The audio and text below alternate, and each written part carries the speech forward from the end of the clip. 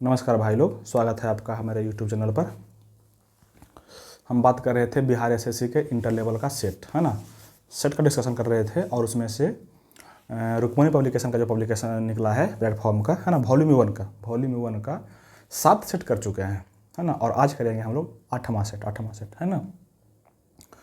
तो अच्छा, उस स्टूडेंट को थोड़ा सा एक बात बोलेंगे हम कि जो 2 मिनट 4 मिनट सुन के देख के वीडियो भाग जाते हैं, स्किप कर जाते हैं, है ना। तो उनसे हम सिर्फ एक बात बोलेंगे कि आप कम से कम 5 से 8 क्वेश्चन का डिस्कशन सुनिए। अगर अच्छा नहीं लगे तो गाली दे के जाना शौक से, ठीक है। लेकिन हाँ, अच्छा लगे तो कुछ बोलना ज़रूर कि अच्छा लगा, ख़राब लगा, कैसा लगा आपको, और अच्छा लगे इसके लिए हम क्या करें, है ना। क्वेश्चन को लंबा करें, छोटा करें, इस तरह कुछ बोलना है ना, ठीक है। चलिए आइए, ज़्यादा बकवास करेंगे नहीं, क्योंकि बकवास पसंद नहीं है आपको, ये हमको पता है अच्छे से। और क्वेश्चन नंबर शुरू करते हैं फर्स्ट। सेट नंबर 8 है वॉल्यूम 1 का, है ना। और क्वेश्चन नंबर पहला है कि दुनिया की सबसे महंगी करेंसी कौन से देश की है। तो देखो, दुनिया की सबसे महंगी करेंसी जो है ना, वो है आपका कुवैत के, है ना। किसका है? कुवैत के कुवैती दिनार जिसको बोलते हैं ना। एक कुवैती दिनार का मान होता है 267 रुपये के आसपास। 267 या 68 रुपया के आसपास होता है एक कुवैती दिनार का, ठीक है। आप देखिएगा तो सबसे महंगा हो गया ये, है ना। यही पूछते हैं कि $1 का मान कितना होता है, तो $1 का मान कितना होता है? 83 रुपये के आसपास होता है अभी अमेरिकी डॉलर, है ना। अलग अलग देश का डॉलर जो है, जिसे डॉलर भी बोलते हैं, तो डॉलर भी जो अलग अलग देश का डॉलर का दाम अलग अलग होता है, वैल्यू अलग अलग होता है ना। तो अमेरिकी डॉलर जो होता है, एक अमेरिकी डॉलर का वैल्यू कितना होता है? 83 रुपये के आसपास अभी वर्तमान में है। थोड़ा वेरी करते रहता है, घटते बढ़ते रहता है ना। अगर पूछे सबसे सस्ती करेंसी कहाँ की है, सबसे सस्ती करेंसी कहाँ की है, तो ईरान के मुद्रा है रियाल, वो सबसे सस्ती करेंसी है। सबसे सस्ती करेंसी मतलब कि 1 रुपया बराबर 505 रियाल होता है। 1 रुपया बराबर 505 रियाल, मतलब कि वो सस्ता है हमसे, हम लोग को इंडियन रुपीज से, ठीक है। आपको याद रखना है कुछ यहाँ से कुछ बात याद रखना है। और जैसे बोले हैं डॉलर, तो कितना हो गया? 83। अगर बोले यही यूके क्या क्या होता है करेंसी? पाउंड स्टर्लिंग होता है यूके का, है ना। तो अगर बोले पाउंड स्टर्लिंग का वैल्यू कितना होता है, तो 1 पाउंड स्टर्लिंग का वैल्यू होता है 105 रुपया के आसपास। 105 107 रुपये के आसपास होता है। थोड़ा वैल्यू इधर करते रहता है, 1-2 रुपया इधर उधर होते रहेगा, तो ध्यान रखिएगा, है ना। ये होता है कितना? 105 रुपया के आसपास, ठीक है। यही बोलिएगा आपका चीन का, तो चीन का जो मुद्रा है वो क्या है? युआन जो है चीन की मुद्रा है, ठीक है। और एक चीनी युआन का वैल्यू होता है लगभग 10 रुपया, है ना। लगभग 10 रुपया, मतलब चीन का मुद्रा भी हम लोग से थोड़ा सा ज़्यादा है, 10 रुपया है ना। मतलब कि 1 चीनी रुपया युआन देगा हमको, तो उसको हमको 10 रुपये देना पड़ जाएगा, महंगा है ना। और यही आगे बात करते हैं हम किसकी? रूस के रूबल है। रूस का क्या है मुद्रा? रूबल। रूस का हमसे सस्ता है ना। रूस का होता है 0.93 रुपया, मतलब कि 1 रूबल देगा ना हम, तो उसको हमको देना पड़ेगा क्या? 0.593 रुपया ही, मतलब 1 रुपया से भी कम देना पड़ेगा। तो रूस का हमसे सस्ता है। तो किस देश का कितना है, थोड़ा सा अगल बगल में एक दूसरे से क्या रखना है। डॉलर का कितना बोलते हैं? USA के अमेरिकी डॉलर जो था, कितना था? लगभग 83 पॉइंट समथिंग है। सबसे अधिक यही कुवैत दिनार का था, और सबसे कम था कौन? यही ईरान का, है ना, रियाल। चलिए, क्वेश्चन नंबर दूसरा है कि भारतीय योजना के संदर्भ में निम्नलिखित कथनों पर विचार कीजिए, है ना। देखो, अच्छा, योजना कौन सा है? ये दिया हुआ पंचवर्षीय योजना के बारे में दिया है। क्वेश्चन नंबर स्टेटमेंट फर्स्ट दिया हुआ है कि द्वितीय पंचवर्षीय योजना ने भारी उद्योगों की स्थापना पर बल दिया। सही बात है, पहला जो पंचवर्षीय योजना था उसका मूल उद्देश्य था कृषि को बढ़ावा देना, है ना। लेकिन द्वितीय पंचवर्षीय योजना में इसको प्राथमिकता दिया गया था उद्योग को, है ना। अगर रहे क्वेश्चन, पहला पंचवर्षीय योजना प्राथमिकता किसको दिया गया था? तो कृषि को। और दूसरा पंचवर्षीय योजना प्राथमिकता किसको दिया गया था? तो किसी यही भारी उद्योग को, भारी उद्योग और संचार को, क्योंकि उद्योग जो बढ़ेगा तो संचार भी बढ़ेगा, है ना। तो ये बात सही है, ठीक है। स्टेटमेंट दूसरा है कि तृतीय पंचवर्षीय योजना ने औद्योगिकीकरण की रणनीति के रूप में आयात प्रतिस्थापन की अवधारणा को प्रारंभ किया। ये भी सही है, दोनों सही है ना। देखिए, अगर हम बात करते हैं पंचवर्षीय योजना की, तो पंचवर्षीय योजना का जो सबसे पहले याद रखना है कि पंचवर्षीय योजना लिया कहाँ से गया है, तो ये दिया गया है कहाँ से? रूस के संविधान से लाया गया है ना। लाने में सबसे अधिक योगदान किनका रहा था? तो जवाहरलाल नेहरू जी का सबसे अधिक योगदान रहा था इसको लाने में। ठीक है, अगर हम बात करते हैं प्रथम पंचवर्षीय योजना की, तो चला था कब, ये कब से कब तक चला था, ये चला था 1951 से 56 तक, है ना। कुछ पंचवर्षीय योजना का बोल देते हैं हम, चला था कब से कब तक, 51 से 56 तक। दूसरा क्वेश्चन चला था 56 से 61 तक, और तीसरा चौथा 61 से 67 तक। कम से कम तीनों तो आपको याद रखना ही है, पहला, दूसरा, तीसरा, चौथा भी कर लेते हैं, पाँचवा भी कर लेंगे जल्दी से, है ना। पहला था कहाँ से कहाँ तक, 1951 से 56 तक। दूसरा 56 से 61 था, 5 वर्ष ना, 5 वर्ष था, है ना। और जो तीसरा था वो कितना था, 1900 बोल रहे हैं, 1900 लिख रहे हैं, 1961 से 66 तक। और चौथा जो था वो था आपका 69 से 74 तक, और पाँचवा जो था 74 से था 78 तक। ये आपको रखना है, कम से कम 5 वर्ष योजना को हर हाल में याद रखना है आपको, है ना। देखो 51 से 56, 56 से 61, 61 से 66, यहाँ पे देखिए 66 से 67, 67 से 68, 68 से 69, मतलब कि 3 वर्ष चला था अनवरत योजना, जिसको बोलते हैं रोलिंग प्लान, है ना। मतलब कि उस समय क्या किया गया था, हर एक वर्ष गणना किया गया था, है ना।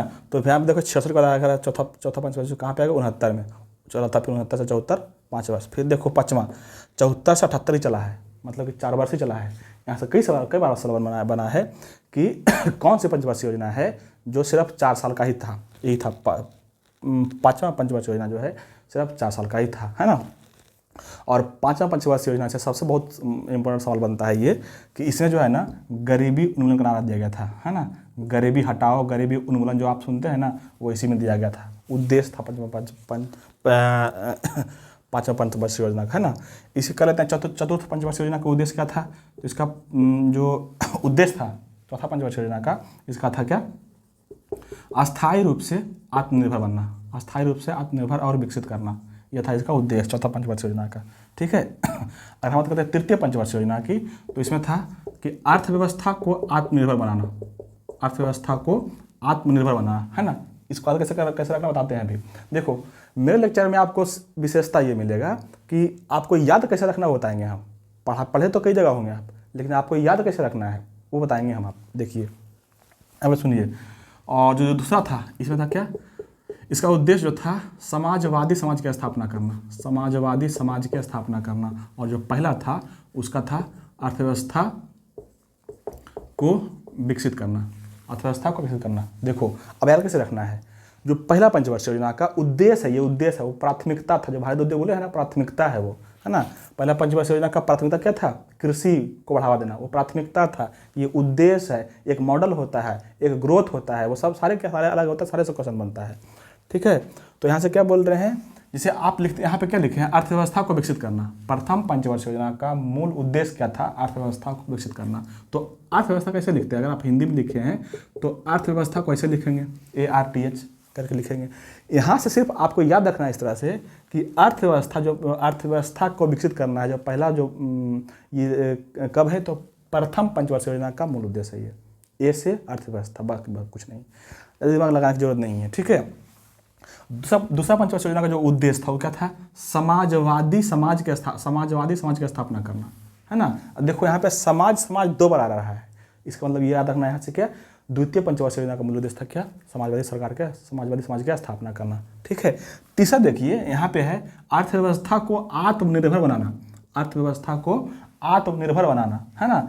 तो यहाँ पे देखो आ और आ 2 बार आ रहा है, अर्थव्यवस्था को आत्मनिर्भर बनाना। तो यहाँ से 3 जैसा लिखाता है ना ये, तो यहाँ से सिर्फ आपको कनेक्ट करके दिमाग में रखना है चीज़ें कि ऐसे लिखाता है, तो यहाँ पे 3 को हमको पकड़ के रखना है। तीसरा पंचवर्षीय योजना का ये मूल उद्देश्य था। ठीक है, चौथा में देखो, अगर हम बोलते हैं चौथा तो कैसे बोलते हैं, चौथा, था मतलब अस्थाई, तो जहाँ भी आपको अस्थाई लिखेगा वो था चौथा वाला है ना। प्रथम, अच्छा प्रथम में भी था, लेकिन चौथा रखना था। चौथा अस्थायी रूप से अर्थव्यवस्था को विकसित करना था चतुर्थ पंचवर्षीय योजना का मूल उद्देश्य। और पांचवा पंचवर्षीय योजना का था क्या, गरीबी हटाओ। छठा का क्या था, गरीबी हटाओ, गरीबी उन्मूलन और रोजगार में वृद्धि छठा में था। ठीक है, तो इस तरह से कई सारे आपको अर्थव्यवस्था का मूल उद्देश्य रखना है। ठीक है, इसमें प्राथमिकता दिया गया था क्या, कृषि का, है ना। अच्छा, सवाल हमको वहाँ से नहीं है, सवाल हमको है कि द्वितीय पंचवर्षीय योजना जो है हाँ भारी उद्योग के बारे में बोल रहा है, तो इसमें प्राथमिकता क्या दिया गया था, भारी उद्योग का। भारी उद्योग को प्राथमिकता देना था और संचार के, ये भी याद रखना है। कहीं पे इंडस्ट्री लगाते हैं आप तो उसके लिए माल को ले जाने की जरूरत होती है, लाने की जरूरत होती है ना, तो ले जाएगा लगा कौन, तो संचार की व्यवस्था की गई थी इसी के लिए, तो संचार पर भी जोर दिया गया था द्वितीय पंचवर्षीय योजना के तहत, ठीक है। और इसी भारी उद्योग के जो प्राथमिकता दिया गया था, इसके तहत मुख्य रूप से 3 गो उद्योग, बड़ा बड़ा उद्योग लगाया गया था इंडिया में, है ना। आपको याद रखना है, पहले याद रखना है क्या, दुर्गापुर, राउरकेला, यहाँ पे दिखेगा नहीं आपको, यहाँ पे लिख लेते हैं, दुर्गापुर, राउरकेला, ठीक है, और एक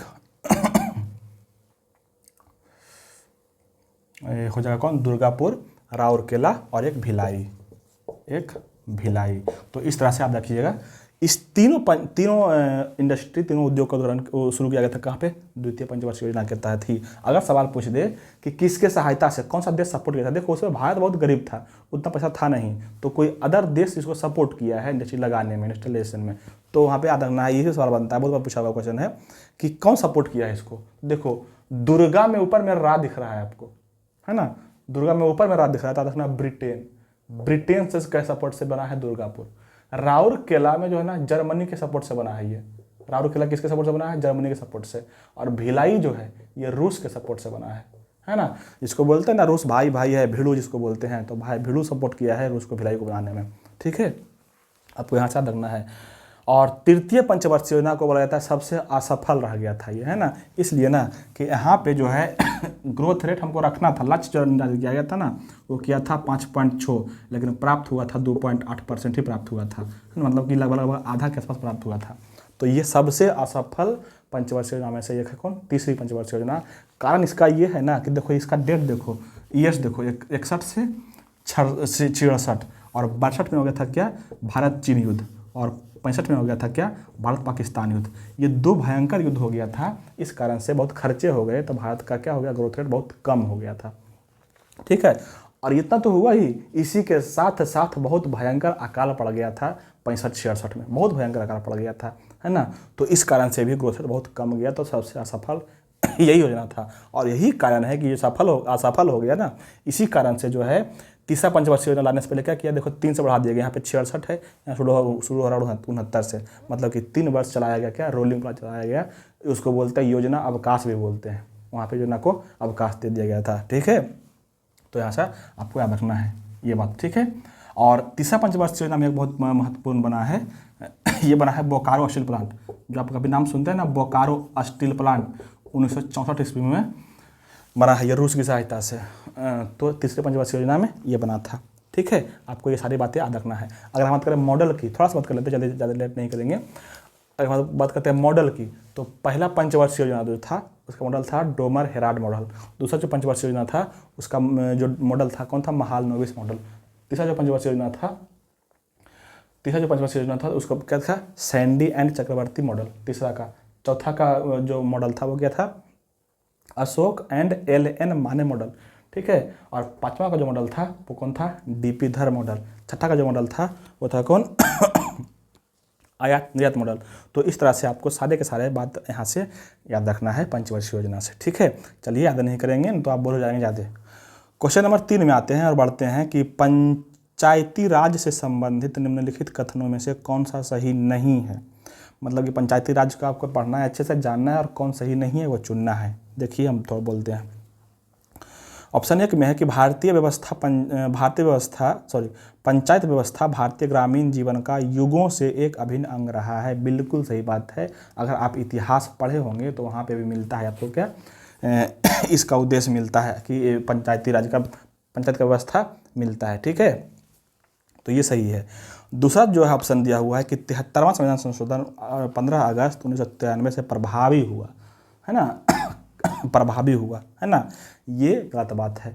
15 अगस्त को ये प्रभावी नहीं हुआ था, 24 अप्रैल को प्रभावित हुआ था, और इसी कारण से 24 अप्रैल को पंचायती राज दिवस मनाया जाता है ना, या पंचायत दिवस मनाया जाता है। याद रखिएगा पंचायत दिवस कब, 24 अप्रैल को। यही कारण है कि 73वां संविधान संशोधन लागू किया गया था 1993 में 24 अप्रैल को। तो ऐसा रखना है, ये गलत है, ठीक है। और सही यही चुनना है आपको, कौन सही नहीं है वही चुनना है, तो ये गलत हो जाएगा। तीसरा जो ऑप्शन दे रहा है ना, वो दे रहा है कि यह एक त्रिस्तरीय जैविकीय रूप से जुड़ी संरचना है। बिल्कुल सही बात है। भारत में पंचायती राज का जो स्तर है कैसा है, त्रिस्तरीय है, त्रिस्तरीय है ना। एक सेकंड, अच्छा ये चौथा ऑप्शन पहले पढ़ लेते हैं। भारतीय संविधान का अनुच्छेद 243G उसके महत्व को बढ़ाता है। हाँ सही बात है, 243G जो है ना, इसके महत्व को बढ़ाता है भारतीय पंचायती राज को, है ना। अगर हम यहाँ से कुछ बात करें पंचायती राज के बारे में तो, है ना, एक बात करते हैं क्या, देखो 1952 ईस्वी में 2 अक्टूबर 1952 ईस्वी में लाया गया था एक योजना, जिसको बोलते हैं एक योजना लाया गया था, इसका नाम था क्या आपका, सार्वजनिक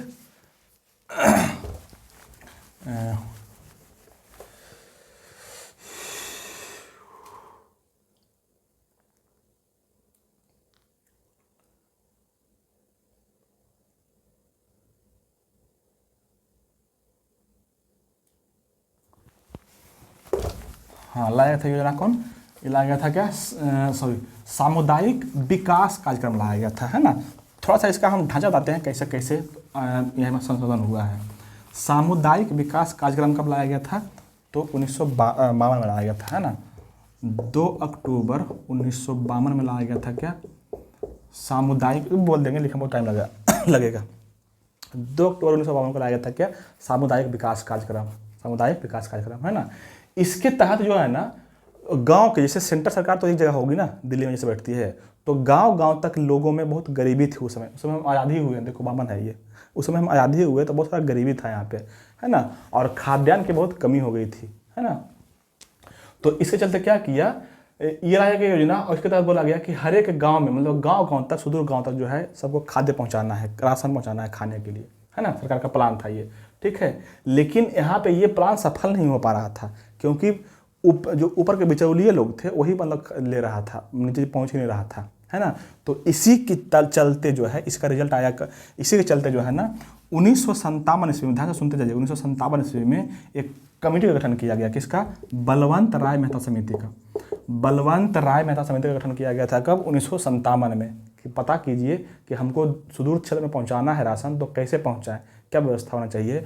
बलवंत राय मेहता समिति के गठन किया गया था इसी चलते, ठीक है।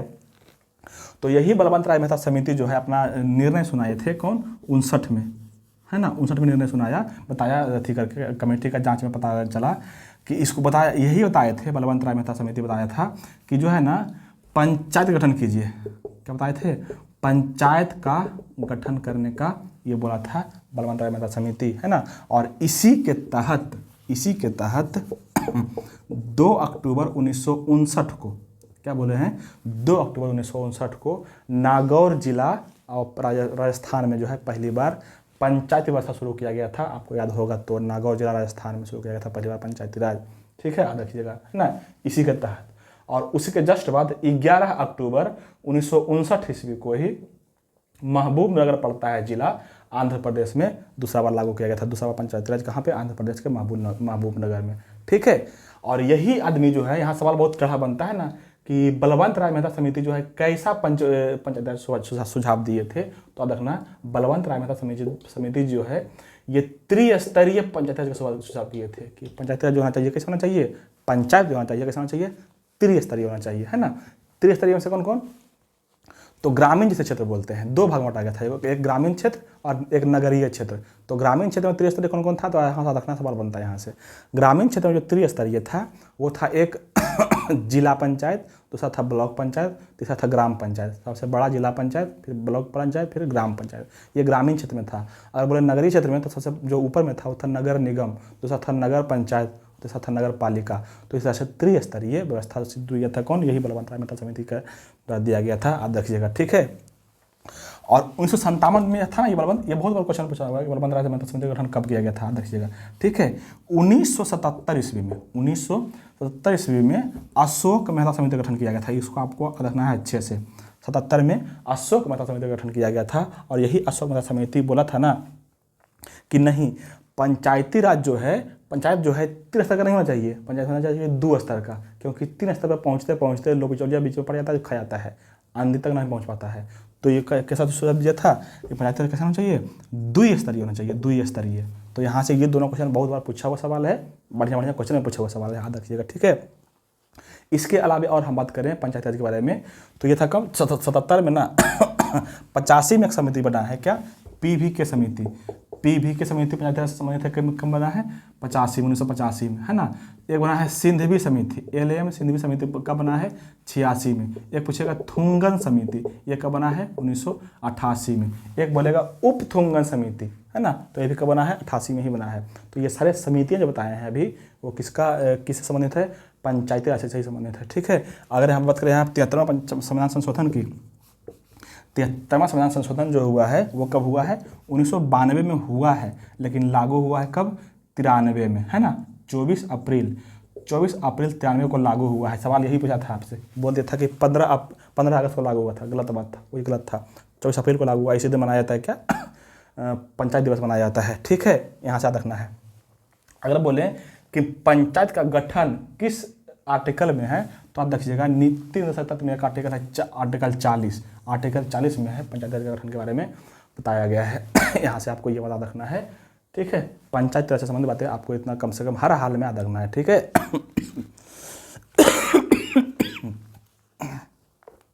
चलिए और अब बढ़ते हैं आगे। क्वेश्चन नंबर 4 में है कि तिलहन की फसल के संबंध में दिए गए कथनों पर विचार कीजिए। हाँ, तिलहन समझते हैं ना, मूंग, सोयाबीन, ये सब, तीसी वगैरह। इसमें ऑप्शन है, विचार करना है, पहले विचार करते हैं।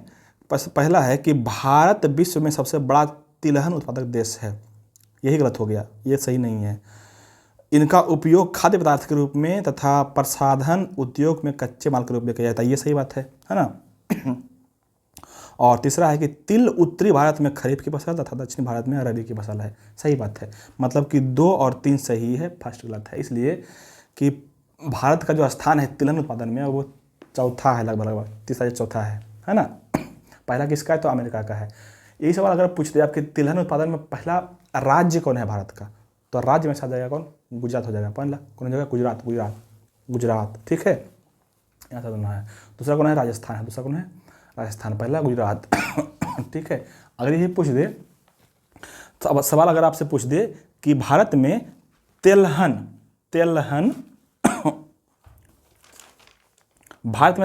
प्रौद्योगिकी मिशन की शुरुआत कब किया गया था, भारत में तिलहन प्रौद्योगिकी मिशन की शुरुआत कब किया गया था, ये किया गया था 1986 ईस्वी में, 1986 ईस्वी में, है ना। अगर पूछ दे देखो कुछ तिलहन फसल को आपको रखना है, जैसे क्या मूंगफली क्या है, तिलहन फसल है। अगर पूछ दे मूंगफली का जन्मदाता देश मतलब कहाँ सबसे पहली बार हुआ था, तो ये तो हुआ था कहाँ, ब्राज़ील में हुआ था मूंगफली, है ना। तो याद रखना है मूंगफली कहाँ पे, ब्राज़ील में, है ना। और मूंगफली में सबसे सर्वाधिक उत्पादक राज्य पूछेगा तो गुजरात करना है, गुजरात, ठीक है। मूंगफली से एक सवाल बनता है कि मूंगफली का कौन कौन सा किस्म भारत में फेमस है, प्रचलित है, मूंगफली का कौन कौन सा फेमस है ना। तो आप देखिएगा आप मूंगफली का जो फेमस है वो है चित्रा 64 और चंद्रा, ये दोनों फेमस है मूंगफली का किस्म। और बार बार सवाल बनता है यहाँ से, ठीक है। मूंगफली के बारे में सबको इतना रखना है, ठीक है। अगर ये पूछे सोयाबीन तो सबको पता होगा, सोया प्रदेश को बोलते हैं, मध्य प्रदेश को सबसे अधिक कहाँ पता है, सोयाबीन मध्य प्रदेश में ही होता है, सोयाबीन के उत्पादन में, है ना। अच्छा, सवाल यहाँ से बनता है कि सोयाबीन के उत्पादन के लिए कौन सी मिट्टी उपयुक्त होती है, ये सवाल बनेगा तो हो सकता नहीं बने। और देखिएगा सोयाबीन उत्पादन के लिए दोमट मिट्टी की आवश्यकता होती है, है ना, दोमट। और यहाँ से एक सवाल बनता है और जैसे एक बोलते हैं क्या, सरसों, जो प्रमुख तेल उत्पादक चीज़ है सरसों, है ना। तो सरसों में सबसे अधिक जो उत्पादन होता है ना, वो होता है कहाँ पे, राजस्थान में। सरसों सबसे अधिक कहाँ पे होता है उत्पादन, राजस्थान में होता है। उसके बाद होता है कहाँ पे, हरियाणा में। राजस्थान के बाद कहाँ पे, हरियाणा में, ठीक है। क्षेत्रफल की दृष्टि से राजस्थान है, उत्पादकता की दृष्टि से हरियाणा है, ठीक है। तो दोनों याद रखिएगा, ठीक है। सरसों का एक बहुत फेमस किस्म है पूसा, एक पूसा रहेगा और एक पूसा शुभ्रा रहेगा, है ना। तो दोनों क्वेश्चन पूछा हुआ है, तो आपका रखना है पूसा शुभ्रा कहाँ किसका किस्म है, तो सरसों का है, ठीक है, ये याद रखना है। और एक इसे रखना है पीताम्बरी, सरसों का एक किस्म है पीताम्बरी, जो भारत में लगभग वही उपजाया जाता है, बहुत अधिक उसमें तेल होता है पीताम्बरी का, ठीक है। तो याद रखिएगा यहाँ से ये क्वेश्चन, ठीक है। चलिए अब क्वेश्चन नंबर आते हैं 5। क्वेश्चन नंबर 5 में है कि steel authority of India limited SAIL के नए अध्यक्ष कौन बने हैं। तो सेल का जो वर्तमान में अध्यक्ष है वो है अमरेंदु प्रकाश। अमरेंदु प्रकाश जी जो है इसके अध्यक्ष बने हैं। ये तो करंट क्वेश्चन है, इसमें तो कुछ करना नहीं है। क्वेश्चन नंबर 6 में है कि भारतीय संविधान नागरिकों को कितने प्रकार के मौलिक अधिकार प्रदान करता है। भारतीय संविधान भारतीय नागरिकों को कितना देता है, मूल रूप से 6 गो अधिकार देता है, 6 गो। भारतीय संविधान नागरिक को, हाँ ठीक है, 6 गो देखा जाता है। कौन कौन देता है तो इसका हम थोड़ा सा कर लेते हैं। अगर हम बात करते हैं भारत के नागरिक के कौन कौन मिलता है अधिकार, है ना, तो होता है 6 प्रकार के। कौन कौन? एक होता है समानता, दूसरा होता है स्वतंत्रता, पहला कौन समानता, दूसरा स्वतंत्रता, तीसरा शोषण के विरुद्ध अधिकार, 3 हो गया। चौथा होता है धार्मिक स्वतंत्रता का अधिकार, ठीक है। 5वां होता है, तो चौथा कौन हो गया, धार्मिक स्वतंत्रता के अधिकार। 5वां होता है अल्पसंख्यक के संबंधित अधिकार, है ना, ये हो गया 5वां। और 6ठा होता है संवैधानिक उपचारों का अधिकार। तो ये 6 गो अधिकार आपको याद रखना है आपके अपने लिए, ठीक है। अगर हम अधिकार की बात बोलता है तो भारत संविधान के कहाँ पे है, भाग 3 में है। अगर पूछे आपको मौलिक अधिकार कहाँ से लिया गया है तो ये बोलना है कहाँ से लिया गया है, अमेरिका से लिया गया है। कहाँ से लिया गया है, अमेरिका से, ठीक है। अध्यक्ष जी का ये अच्छा, भाग 3 में क्या है, भारत का मौलिक अधिकार है, नागरिक का मौलिक अधिकार है, इसीलिए भारत को बोला जाता है, भाग 3 को बोला जाता है भारत का मैग्ना कार्टा। अध्यक्ष जी का भारत का मैग्ना कार्टा बोला जाता है किसको, इसके अधिकार को भाग 3 को बोला जाता है, ठीक है। और अगर सवाल पूछे यहाँ से, देखो जो अधिकार है, जो संविधान में शुरू किया गया था अधिकार की, कहाँ से हम अधिकार कैसा रखेंगे, है ना, तो इसके बारे में एक समिति बनाया गया था, है ना। इसको बोलते हैं परामर्शदात्री समिति। अधिकार के लिए बनाया गया था एक परामर्शदात्री समिति। यहाँ से सवाल बनता है कि अधिकार के लिए परामर्शदात्री समिति के अध्यक्ष कौन था। अध्यक्ष का सरदार पटेल इसके अध्यक्ष थे, परामर्शदात्री समिति के अध्यक्ष। बढ़िया से क्वेश्चन बनता है, ठीक है। इसी में आता है एक परामर्शदात्री समिति के लिए अधिकार के लिए एक उप समिति भी बनाया गया था उसकी सहायता करने के लिए। तो उप समिति का जो अध्यक्ष थे वो थे कौन उप समिति का जो अध्यक्ष थे वो थे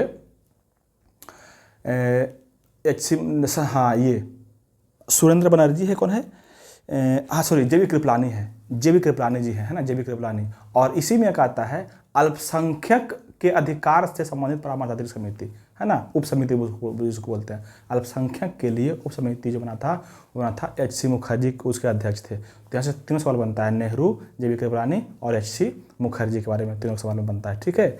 यहाँ से बात रखना है।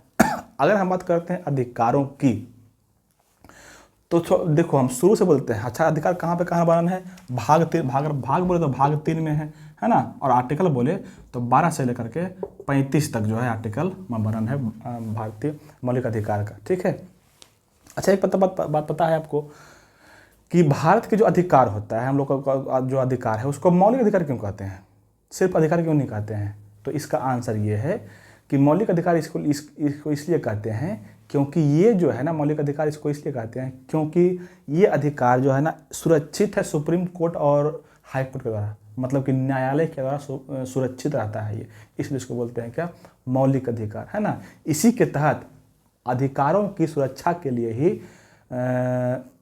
सुप्रीम कोर्ट रिट जारी करता है, और जारी करता है कब में, तो आर्टिकल 32 के तहत जारी करता है सुप्रीम कोर्ट रिट, है ना, ताकि मौलिक अधिकार का हनन नहीं हो। और हाई कोर्ट जारी करता है कितना, 226 के तहत, और अनुच्छेद 226 के तहत जारी करता है क्या, रिट, ठीक है। तो दोनों याद रखिएगा, सुप्रीम कोर्ट 32, हाई कोर्ट 226, ठीक है। अगर हम बात करते हैं मौलिक अधिकार कौन कौन से हैं और किस किस आर्टिकल में क्या क्या बातें हैं, तो सुनिए शुरू से लेकर के करते हैं। सबसे पहले बात शुरू करते हैं 12 से 35 करना है ना। 12 में अनुच्छेद 12 में तो है क्या, राज्य की परिभाषा, राज्य को डिफाइन किया गया है 12 में। 13 में छोड़ दीजिए, 13 को जो है ना यहाँ पे अभिव्यक्ति की स्वतंत्रता है, और कुछ मामलों में जो है ना मौलिक अधिकार को मतलब कम नहीं किया जा सकता है, इस तरह के कुछ वर्णन किया गया है 13 में। जल्दी नहीं पूछता, आज तक तो नहीं पूछा है ना, इसके बारे में कोई बात में करेंगे डिटेल से। आते 14 में, आर्टिकल 14 में ना अगर सीधे सीधे पूछे कि समानता का अधिकार कहाँ पे है, तो 14 से 18 में है ना, समानता का अधिकार कहाँ पे, 14 से 18 में। लेकिन 14 में क्या है, 14 में अधिकार है समानता से। समानता से मतलब क्या होता है, यहाँ पे देखो सवाल बनता है, एक बार बना हुआ सवाल है जो आपसे हो सकता है नहीं जानते होंगे आप शायद। देखिए समानता के अधिकार में 2 तरह के अधिकार है, एक है समानता के अधिकार, है ना, इसको बोलते हैं क्या, समानता इसको क्या बोलते हैं,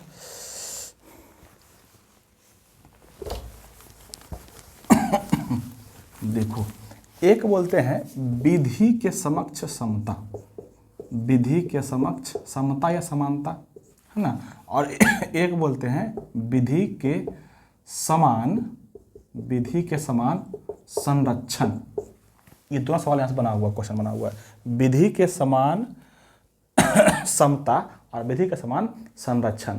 तो जो अगर है विधि के समान समता, ये लिया गया है ब्रिटेन से, यूके से, और जो रहे विधि के समान संरक्षण तो ये लिया गया है यूएसए, अमेरिका से। ये सवाल बना हुआ था कि विधि के समान संरक्षण कहाँ से लिया गया है, अमेरिका से, जबकि विधि के समान समता जो लिया गया कहाँ से लिया गया है, यूके से, ब्रिटेन से। इसका मतलब क्या होता है तो विधि के समान समता का मतलब होता है कि संविधान जो है सर्वोपरि है और संविधान के हिसाब से भारत के सारे नागरिक समान है, ठीक है, इसका मतलब ये होता है यूके वाला। और ये जो है विधि के समान संरक्षण, इसका मतलब ये होता है कि समान लोगों के साथ समान और असमान लोगों के साथ असमान व्यवहार किया जाएगा, है ना। ये किया गया है कहाँ से, यूएसए से दिया गया है। तो ये बात आपको याद रखना है, ठीक है। बात करते हैं आर्टिकल 15। आर्टिकल 15 में है कि किसी भी व्यक्ति को मूल, धर्म, जाति, वंश आदि के स्थान पर, जन्म स्थान के अधिकता पर उसमें विभेद नहीं किया जाएगा, अनुच्छेद 15 में। अनुच्छेद 16 में है कि लोक नियोजन में समानता होनी चाहिए। इसी में जो है ना आपको मिलता है क्या, नौकरियों में भर्ती में जो अधिकार मिलता है ना, आरक्षण मिलता है, अनुच्छेद 16 के तहत ही मिलता है, ठीक है, देखिएगा। 17 में क्या है, अस्पृश्यता का अंत। 18 में क्या है, उपाधियों के अंत। और 19 में हम बोल के बताएंगे नहीं, आपको याद नहीं होगा। 19 में बहुत सारा अधिकार है ना, 19 में बहुत सारा अधिकार है, आपको रखना है, इसे ट्रिक याद रखना है। 19 से सवाल अगर बन जाएगा तो आपसे शायद बनेगा नहीं, लेकिन हम आज के बाद बनवा के छोड़ेंगे। देखिए 19 आर्टिकल में क्या है, याद रखना है आपको ट्रिक। आपको ट्रिक याद रखना है, बोल, प्रेस, शांति सभा, संघ, आवा, निवेश से व्यापार होगा। लंबा हो गया बोल, प्रेस, शांति सभा, संघ, आवा, निवेश से व्यापार होगा। बस एक बार याद रखना है। हाँ देखो लिख देते हैं क्या लिखते हैं, आपको याद रखना है क्या, बोल, प्रेस, शांति सभा, संघ, आवा और निवेश से व्यापार होगा। बस इतना सा करना है आपको। बोल, प्रेस, शांति सभा, संघ, आवा, निवेश से व्यापार होगा। ये आर्टिकल 19 में ABCDEFG जितना भी आर्टिकल है सब में क्या क्या है, सब आपको याद हो जाएगा एक लाइन से, है ना। 19 का आर्टिकल है ये।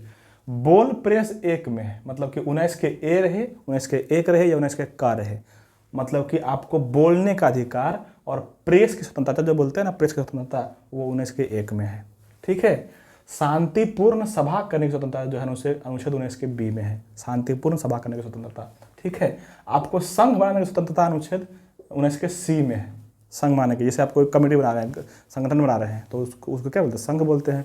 संघ बनाने की स्वतंत्रता कहाँ पे है, अनुच्छेद 19 के सी में। ये जो आवा है, आवा का मतलब होता है आवागमन, भारत के किसी भी क्षेत्र में आप आ जा सकते हैं, उसका वर्णन कहाँ पे है, 19 के डी में है, 19 के 4 में, ठीक है।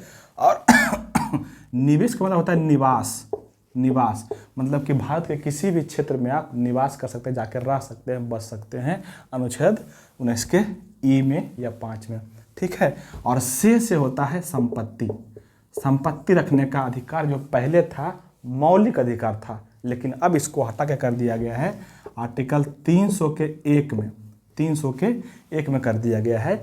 अब संपत्ति रखने का अधिकार मौलिक अधिकार नहीं है, ये हो गया है कानूनी अधिकार, ठीक है, याद रखिएगा, कानूनी अधिकार या संवैधानिक अधिकार, मौलिक अधिकार नहीं है अब, ठीक है। तो इसको यहाँ से हटा दिया गया है इसको, ठीक है। और ये जो कौन हो गया, EF, और ये जो गया कौन, G बच गया, 19 के G। व्यापार का मतलब होता है कि भारत में किसी भी क्षेत्र में कहीं भी आप व्यापार कर सकते हैं, और इसी में से आता है एक जीविका। जीविकोपार्जन के लिए आप कुछ भी काम कर सकते हैं, व्यापार कर सकते हैं, कुछ भी कर सकते हैं, बगल चलाइए, भैंस चलाइए, कुछ भी चलाइए, कोई व्यापार करिए, किसी को पढ़ाइए, है ना। जीविकोपार्जन करने के लिए ये कहाँ पे है, 19 के G में। तो ये सारा का सारा आर्टिकल आपको एक लाइन में याद हो जाएगा, है ना। आज के बाद कभी भी यहाँ सवाल बन जाए तो गलती नहीं करना है ना। क्या रखना है, बोल, प्रेस, शांति सभा, संघ, आवा, निवेश से व्यापार होगा। बोलने की और प्रेस करने की आज़ादी 1 में, 19 में, शांतिपूर्ण सभा 2 में, संघ बनाने की 3 में, आवागमन की 4 में, निवास करने की 5 में, और 6 में कौन है, संपत्ति जो हटा दिया गया है, व्यापार और जीविकोपार्जन 7 में। इस तरह से आपको 19 का दे जाएगा। आर्टिकल 20 में आते हैं। आर्टिकल 20 में है निवारक निरोध का अधिनियम। आर्टिकल 20 में क्या है? निवारक निरोध का कहाँ पे है? आर्टिकल 20 में हो जाएगा आपको, ठीक है। सॉरी, 20 में है अपराध के लिए दोष सिद्धि।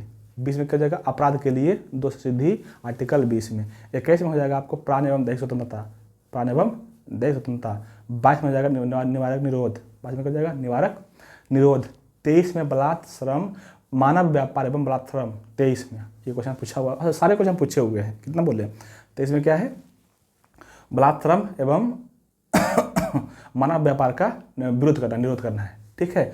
24 में है कि 14 वर्ष से कम बच्चों को जोखिम भरेपूर्ण या कारखानों में काम करना नहीं देना है, 24 में। और 24 के ही काम में जोड़ा गया है कि 6 से 14 वर्ष के कम बच्चों को निःशुल्क और फ्री शिक्षा देगी सरकार।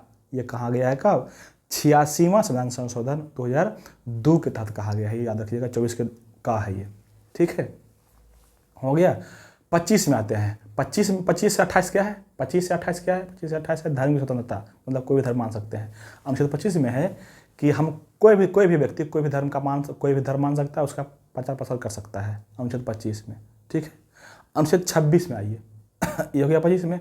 26 में है कि धार्मिक संगठन की स्थापना कर सकता है कोई भी, धार्मिक संगठन हो गया, धार्मिक संस्थान हो गया, उसकी स्थापना कर सकता है। आप कभी देखते होंगे अपने मोहल्ला वगैरह में, तो फलना कमेटी, फलना दुर्गा पूजा कमेटी, फलना ये छठ कमेटी, तो क्या है? धार्मिक संगठन है, धार्मिक संस्था है। कितना में? अनुच्छेद 26 में।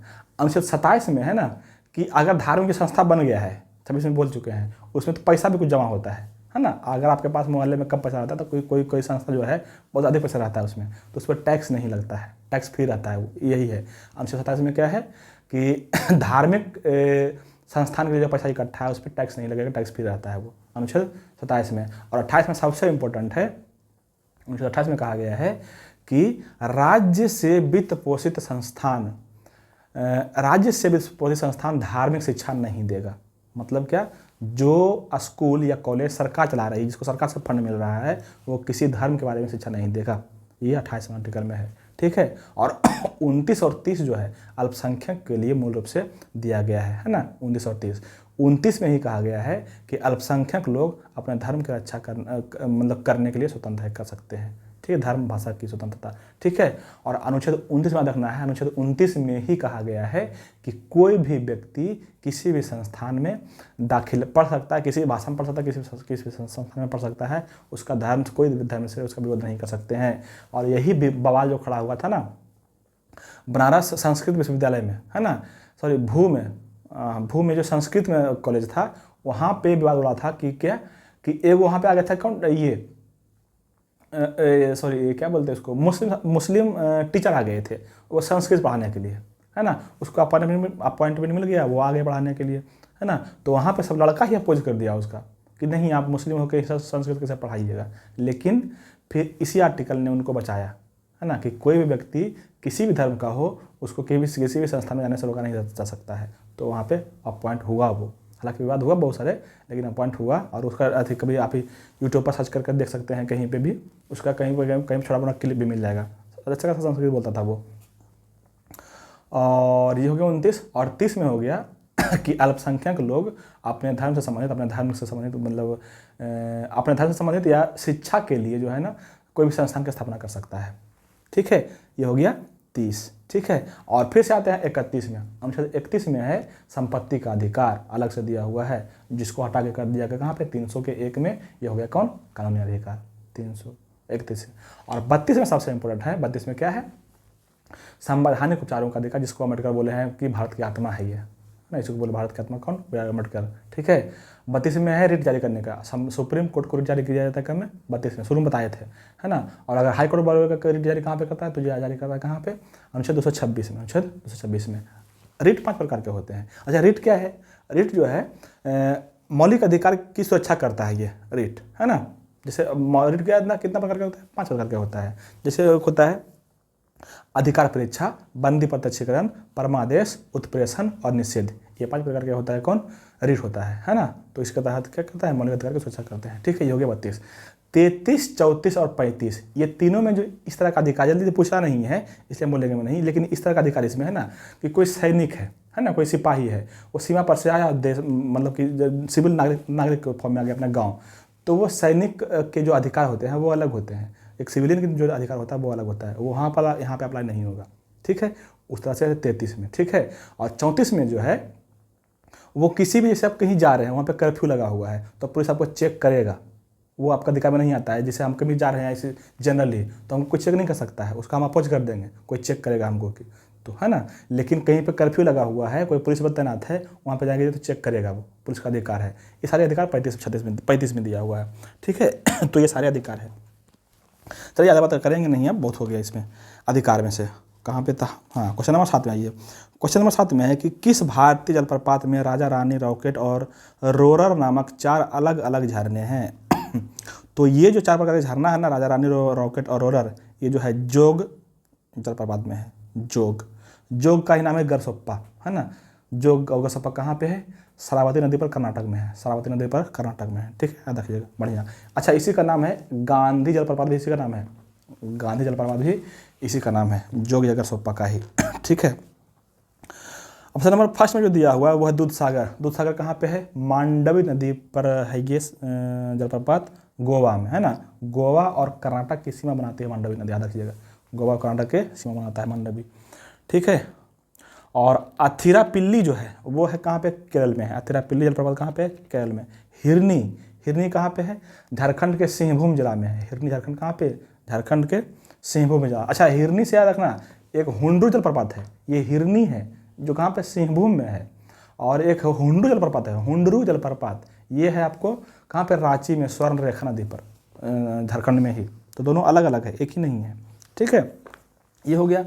इससे संबंधित, जलप्रपात से संबंधित कुछ बात और हम करेंगे। जलप्रपात से संबंधित कुछ बातें हमको और करनी है जो बहुत इंपॉर्टेंट हमको लगा और आपको जानना चाहिए। जैसे सबसे भारत का सबसे बड़ा जलप्रपात, भारत का सबसे बड़ा जलप्रपात कौन है, यही जोग है, जोग या गरसोप्पा, है ना, चौड़ाई के दृष्टिकोण से, ठीक है। कहाँ पे है, शरावती नदी पर, कर्नाटक में।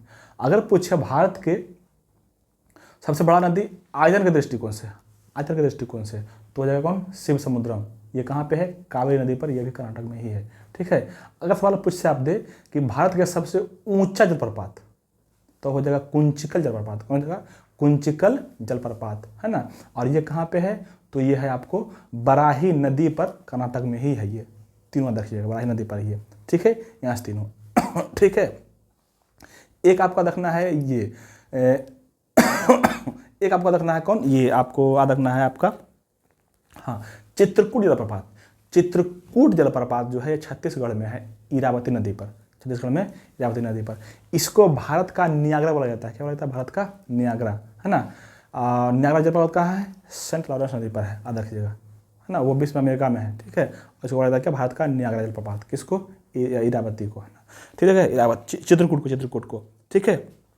यहाँ से ये बातें आपका रखना है। अगर कुछ जलप्रपात का बात करें हम, तो जैसे हो गया बिहार जलप्रपात कहाँ पे है, टोंस नदी पर, यूपी में है बिहार जलप्रपात, ठीक है। अगर रहे आपको पुनासा जलप्रपात, ये कहाँ पे है, चंबल पर है, है ना, चंबल पर है, ठीक है, चित्तौड़ में है, ठीक है। और अगर है आपको और कौन सा जलप्रपात लें, कोई और है इसमें, हाँ, एक है धुआंधार, जो बहुत बार क्वेश्चन पूछा हुआ है। धुआंधार कहाँ है, नर्मदा पर है। धुआंधार कहाँ पे, नर्मदा नदी पर, जबलपुर मध्य प्रदेश में पड़ता है धुआंधार जलप्रपात, ठीक है। तो ऐसे बहुत सारे जो जलप्रपात है वहाँ से यहाँ से क्वेश्चन आपको बनता है, ये आपका देखना है, ठीक है। अगर हम एक बार जलप्रपात को करेंगे, लैंडसिंग और नेहका लिकई, फिर से बोलते हैं, लैंडसिंग और नेहका लिकई जलप्रपात जो है वो कहाँ पे, मेघालय में है, और जो सबसे इम्पोर्टेंट है हम लोग का बिहार का, है ना, बिहार का क्या, काकोलत का, वो काकोलत जलप्रपात कहाँ पे है, ये नवादा में है ना, नवादा में, ठीक है, काकोल में पड़ता है। चलिए, बहुत हो गया झरना बरना। अब आते हैं क्वेश्चन नंबर 8। क्वेश्चन नंबर 8 में है कि पूरा पाषाण काल में लोग कहाँ रहते थे। ये देखो ऑप्शन दिया हुआ है इसका, ऐसा कि छट सकता है आराम से। तो कहाँ जगह, पहाड़ की कंदराओं में, क्या जाएगा, पहाड़ की कंदराओं में, इसका राइट आंसर हो जाएगा, है ना। अगर सवाल पूछ दे आपसे कि पाषाण का मतलब क्या होता है, अर्थ उसका बताना है, तो पाषाण का मतलब होता है पत्थर, याद रखिएगा, एक क्वेश्चन पूछा हुआ है, ठीक है। अगर बात करते हैं पूरा पाषाण को, तो पूरा पाषाण को बोलते हैं पैलियोलिथिक, पैलियोलिथिक बोलते हैं। नव मध्य पाषाण को मीसोलिथिक और नव पाषाण को नियोलिथिक बोलते हैं इंग्लिश में, ठीक है। यहाँ सवाल बनता है, ठीक है। अगर हम बात करते हैं पूरा पाषाण काल को, तो पूरा पाषाण काल को काल के आधार पर या आश्चर्य के अध्ययन के सुविधा के आधार पर 3 भागों में बांटा गया है। एक को बोलते हैं क्या, एक को बोलते हैं निम्न पूरा पाषाण काल, एक को बोलते हैं क्या, देखो पूरा पाषाण काल को 3 भागों में बांटा गया है, निम्न पूरा पाषाण काल, मध्य पूरा पाषाण काल और उच्च पूरा पाषाण काल। तो निम्न पूरा पाषाण काल जो है, जो सबसे पहले का है, और मध्य बीच वाला है, और उच्च पूरा पाषाण काल सबसे बाद का है। इस तीनों कालखंड में कुछ ना कुछ बहुत चीज़ों को खोज हुआ है, वो आपको बढ़िया से याद रखना है, सवाल वहाँ से बनता है और बना हुआ क्वेश्चन है, ठीक है। दरोगा और बीपीएससी में अक्सर इस तरह के सवाल पूछते हैं, है ना, तो आपको अच्छे से पढ़ना, सुनिएगा, हम बताते हैं। जो बोले हैं निम्न पूरा पाषाण काल, है ना, निम्न पूरा पाषाण काल में मानव जो है ना क्वाटाजाइट पत्थर का उपयोग करते थे औजार के रूप में, है ना, और उस क्वाटाजाइट पत्थर को बोला जाता था होमो इरेक्टस। ये सवाल बना हुआ है बीपीएससी में, है ना। क्वाटाजाइट पत्थर का उपयोग करते थे किसमें, औजार के रूप में, मारने के रूप में, उसको क्या बोलते थे, होमो इरेक्टस बोलते हैं, ठीक है। एक आपको यहाँ से रखना है, ठीक है। एक आपको रखना है सोहन नदी का चर्चा इसी में है, इसी में है कि कहाँ पे, सोहन नदी का चर्चा जो पाकिस्तान में पड़ता है ना। और एक रखना है बेलन नदी, बेलन नदी घाटी रहे या बेलन नदी रहे, ये कहाँ पर पड़ता है, ये पड़ता है मिर्ज़ापुर यूपी में जो है ना, इलाहाबाद में, उसका चर्चा किया गया है, ठीक है। इसी काल में किसमें, पूरा पाषाण का जो सबसे पहले का जो है, इसको बोलते हैं क्या निम्न पाषाण, निम्न पूरा पाषाण। इसी निम्न पूरा पाषाण काल में एक हैंड एक्स का प्रयोग मिलता है। हैंड एक्स मतलब होता है हाथ के कुल्हाड़ी, एक्स मतलब समझते ना, एक्स मतलब कुल्हाड़ी होता है, तो हाथ के कुल्हाड़ी का प्रयोग इसी में किया जाता था, है ना। और इसका प्रमाण कहाँ से मिला है, ये क्वेश्चन पूछा हुआ है कि हैंड एक्स का प्रमाण कहाँ से मिला है। ये मिला है कहाँ से आपका, तो ये मिला है अतिरम्पक्कम, मद्रास में पढ़ता है, वहाँ से मिला हुआ है, ये क्वेश्चन बना हुआ याद रखिएगा। अतिरम्पक्कम मद्रास में यहाँ से मिला है, हैंड एक्स के प्रमाण मिले हैं, हैंड एक्स के, ठीक है। और यहाँ से एक सवाल बहुत बढ़िया बनता है कि पूरा पाषाण काल में औजार का प्रमाण कहाँ से मिला है। ये मिला है कहाँ से, पिथौरागढ़ से, सॉरी पिथौरागढ़ नहीं, मेहरगढ़ से, मेहरगढ़ से जो एमपी में है, ठीक है, देखिएगा। ये क्वेश्चन भी बना हुआ है। और एक क्वेश्चन और बहुत इंपॉर्टेंट है कि इसी काल में, मतलब कि निम्न पूरा पाषाण काल में मानव के खोपड़ी का सच कहाँ से मिला है मानव के खोपड़ी का सच कहाँ से मिला है, तो ये मिला है नर्मदा घाटी से रखना है। कहाँ से मिला है, नर्मदा घाटी से, नर्मदा घाटी से, है ना। कुछ और इसमें लिखे हैं नर्मदा घाटी से, है ना, आप देखिएगा। पिथौरागढ़ से, सॉरी कहाँ से बोले, नर्मदा घाटी के हथनौरा से, हथनौरा से, ठीक है। और ये जो बोल रहे थे औजार, औजार मिला है कहाँ से, ये मिला है आपको भीमबेटका से, भीमबेटका एमपी में, है ना, भीमबेटका से, ठीक है। तो ये बातें हमें यहाँ से रखना है, ठीक है। और अगर बात करते हैं मध्य पूरा पाषाण काल के, मध्य पूरा पाषाण काल के, तो इस काल का एक और नाम है फलक संस्कृति। किसके बोलते हैं इसको, फलक संस्कृति बोलते हैं, इसलिए कि इस काल में जो है ना, मानव पत्थर को धारदार बना लिया था, तेज बना लिया था, ताकि आसानी से शिकार कर सके, है ना। तो उसी धारदार पत्थर को, तेज पत्थर को बोला गया था फलक। तो यहाँ से सवाल ये भी बन सकता है कि फलक का मतलब क्या होता है, फलक का अर्थ होता है ये, और देखिएगा धारदार औजार, पत्थर का धारदार औजार, इसको बोला गया था क्या, फलक संस्कृति, है ना। और इसी समय सबसे पहली बार कुत्ता को पालतू बनाया गया था। यहाँ सवाल बना हुआ क्वेश्चन है, कुत्ता को पालतू किस में बनाया गया था, तो पूरा पाषाण के मध्य पूरा पाषाण काल में, ठीक है। और एक क्वेश्चन जो है ये उच्च पूरा पाषाण काल से, जो सबसे नयका वाला है, पूरा पाषाण काल सबसे नयका बात वाला है ना, उसमें से सबसे बढ़िया क्वेश्चन बनता है ये कि इस समय उच्च पूरा पाषाण काल में ज्ञानी मानव होमोसेपियंस का उदय हो चुका था। तो ये सारे सवाल बढ़िया से याद रखना है आपको हिस्ट्री का। अगर पूछ देगा ना बीपीएससी दरोगा वगैरह में, तो आप फंस जाएंगे। चलिए आगे करते हैं। क्वेश्चन नंबर 9 में है कि संसार में सबसे बड़ा डेल्टा बनाती है, ये तो सबको पता है, ये तो जग जाहिर है, सुंदरबन डेल्टा दुनिया का सबसे बड़ा डेल्टा है। कहाँ बनता है? गंगा, गंगा है इसमें ऑप्शन, ये हो जाएगा आपका क्या राइट आंसर, गंगा। ठीक है। वोल्गा जो ऑप्शन दिया हुआ है ना, वोल्गा, वो यूरोप का सबसे बड़ा नदी है। यूरोप का सबसे बड़ा नदी कौन है? वोल्गा। ठीक है। और एशिया का सबसे बड़ा नदी है कौन? यांगटी सिक्यांग।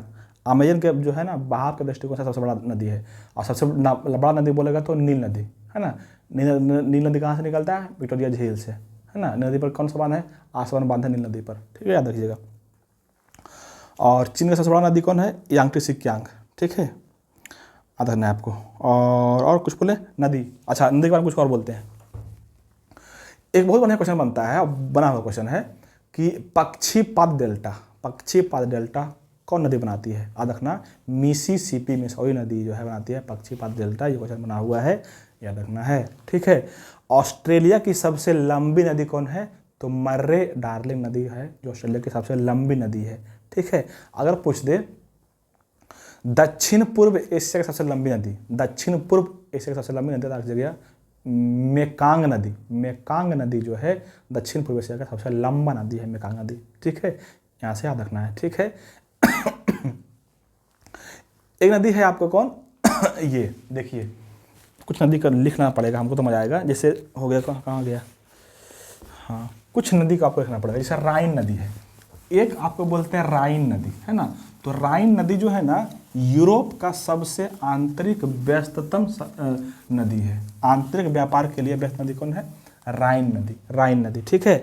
और इसी में से अगर आपको आ जाए ये सेंट लॉरेंस नदी, तो ये जो है ना पूरे दुनिया का सबसे व्यस्त आंतरिक नदी यही है। कौन? Saint Lawrence. और सिर्फ यूरोप का बोले तो राइन नदी। ठीक है। ये सारे सवाल यहाँ से याद रखना है। और अब बात कर रहे थे किसकी? हाँ, जैसे देखो, एक होता है विषुवत रेखा, एक होता है मकर रेखा और एक होता है कर्क रेखा। इस तीनों नदी को, इस तीनों रेखा को जो काल्पनिक रेखा है, इसको कौन नदी जो है 2 बार काटता है? यहाँ सवाल बनता है ना। तो विषुवत रेखा जो है और कर्क रेखा, मकर रेखा, जो कर्क जो है ये भारत में एक नदी आती है माही नदी, वो इसको 2 बार काटता है। माही नदी भारत को 2 बार काटता है, कर्क रेखा को। ठीक है, पता होगा भारत के राज्य से, भारत के 8 राज्यों से गुजरती है कौन? यही कर्क रेखा। अगर पता नहीं होगा तो बताते हैं इसका ट्रिक, है ना। क्या आपको ट्रिक याद रखना है? देखो, इसका एक ट्रिक ये भी है, मित्र पर गमछा झार, है ना। ऐसा आज आ जाएंगे। लेकिन सवाल अब ऐसे नहीं पूछता है कि 8 राज्य से होता है, कौन कौन राज्य से होता है। सवाल अब ऐसे नहीं पूछता है, सवाल टेढ़ा कर देता है। सवाल टेढ़ा करता क्या करता है कि अरेंज करिए कि पहले किस में जाता है, बाद में किस में जाता है। यहाँ से फंस जाएगा उसमें से। तो याद रखना है क्या इसको याद रखना है इसे, यहाँ से रखना क्या? गुर मच्छी झाप त्रिमी, है ना। तब आपको शुरुआत से रहेगा, शुरू से लेकर के अंत तक सारे, है ना। यहाँ सवाल बनेगा। देखो क्या देगा, गुर से क्या हो जाएगा? गुजरात, राजस्थान। देखिए, गुजरात, राजस्थान, मध्य प्रदेश, छत्तीसगढ़, और छात्र हो जाएगा क्या? गुर मच्छी झाप, झाड़ है, छाप नहीं है, झाप। झारखंड, पश्चिम बंगाल, त्रिपुरा, मिजोरम। 1 2 3 4 5 6 7 8, हाँ तो ठीक है। तो इस तरह से 8 राज्य से होकर गुजरता है कौन? कर्क रेखा भारत के। और 2 बार काटता है कौन? तो माही। कितना टाइम हो गया? कौन काटता है? तो माही नदी। ठीक है, चलिए। एक बार होता है मकर रेखा, मकर रेखा को काटता है लिम्पोपो नदी जो है काटता मकर रेखा को 2 बार। ठीक है। और एक होता है कांगो को ही बोलते हैं जायरे नदी, है ना। कांगो या जायरे नदी काटता है विषुवत रेखा को 2 बार। तो ये सारे क्वेश्चन यहाँ से याद रखना है। कांगो हो गया, जायरो हो गया, विषुवत रेखा हो गया, सब सारे के सारे आपको याद रखना है अच्छे से। ठीक है, चलिए। आप बात करते हैं थोड़ा सा। अच्छा, अगर बात करते हैं, एक रूस और चीन के बीच कौन सा नदी है जो सीमा बनाता है? रूस और चीन के बीच बनाता है सीमा आमूर नदी। ठीक है, याद रखिएगा। चलिए, क्वेश्चन नंबर 10 में है कि बैडमिंटन का नेट जमीन से कितनी ऊंचाई पर रहता है? तो ये जो रहता है, कितना रहता है? 1.55 मीटर, 1.55 मीटर। ज़्यादा लंबा नहीं करेंगे, अभी 10 क्वेश्चन हो गया, किया 1 घंटा हो गया है, आप बोर हो जाएंगे फिर। चलिए, क्वेश्चन नंबर 11 में है कि निम्नलिखित कथनों में से कौन सा कथन सही है? सही चुनना है आपको, है ना। पहला ऑप्शन है भारतीय संविधान अध्यक्षात्मक है, दूसरा ऑप्शन है भारत एक नाम मात्र का राजतंत्र है, तीसरा है भारत कुलीन तंत्र है, और चौथा भारत एक संसदनात्मक प्रजातंत्र है। सही बात है, भारत में प्रजातंत्र है और कैसा है, संसदनात्मक है। हाँ, भारत में कैसा है, संसदनात्मक है, मतलब कि संसद में 3 भाग, संसद के 3 भाग, लोकसभा, राज्यसभा और राष्ट्रपति। आप देखिएगा संसद के, तो कैसा है भारत का, संसदात्मक है, अध्यक्षात्मक नहीं है। अध्यक्षात्मक अगर पूछेगा तो बोलना कनाडा, कनाडा का जो राज्य है कहाँ पे है, उसका कैसा है, अध्यक्षात्मक है।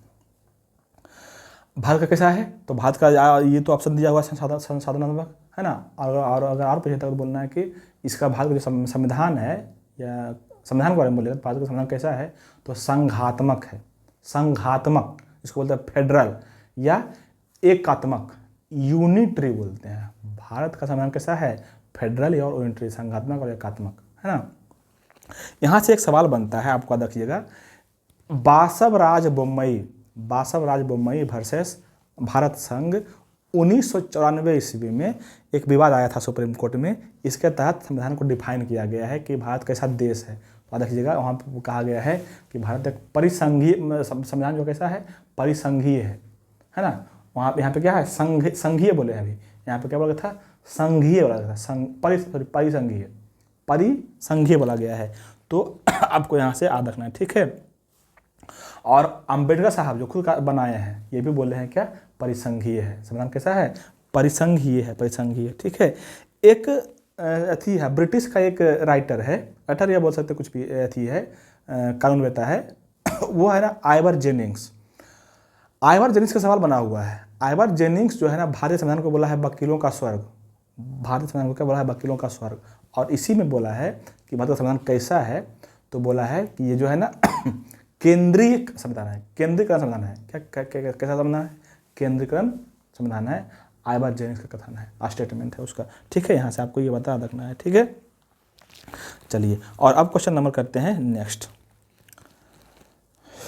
हाँ कैसा, अच्छा अगर आपको पूछ दे ये कि किसने कहा भारतीय संविधान को अर्धसंघीय, तो केसी भीयर एक अथी है ब्रिटेन का ही, वही कहा है भारत के संविधान को क्या, अर्धसंघीय।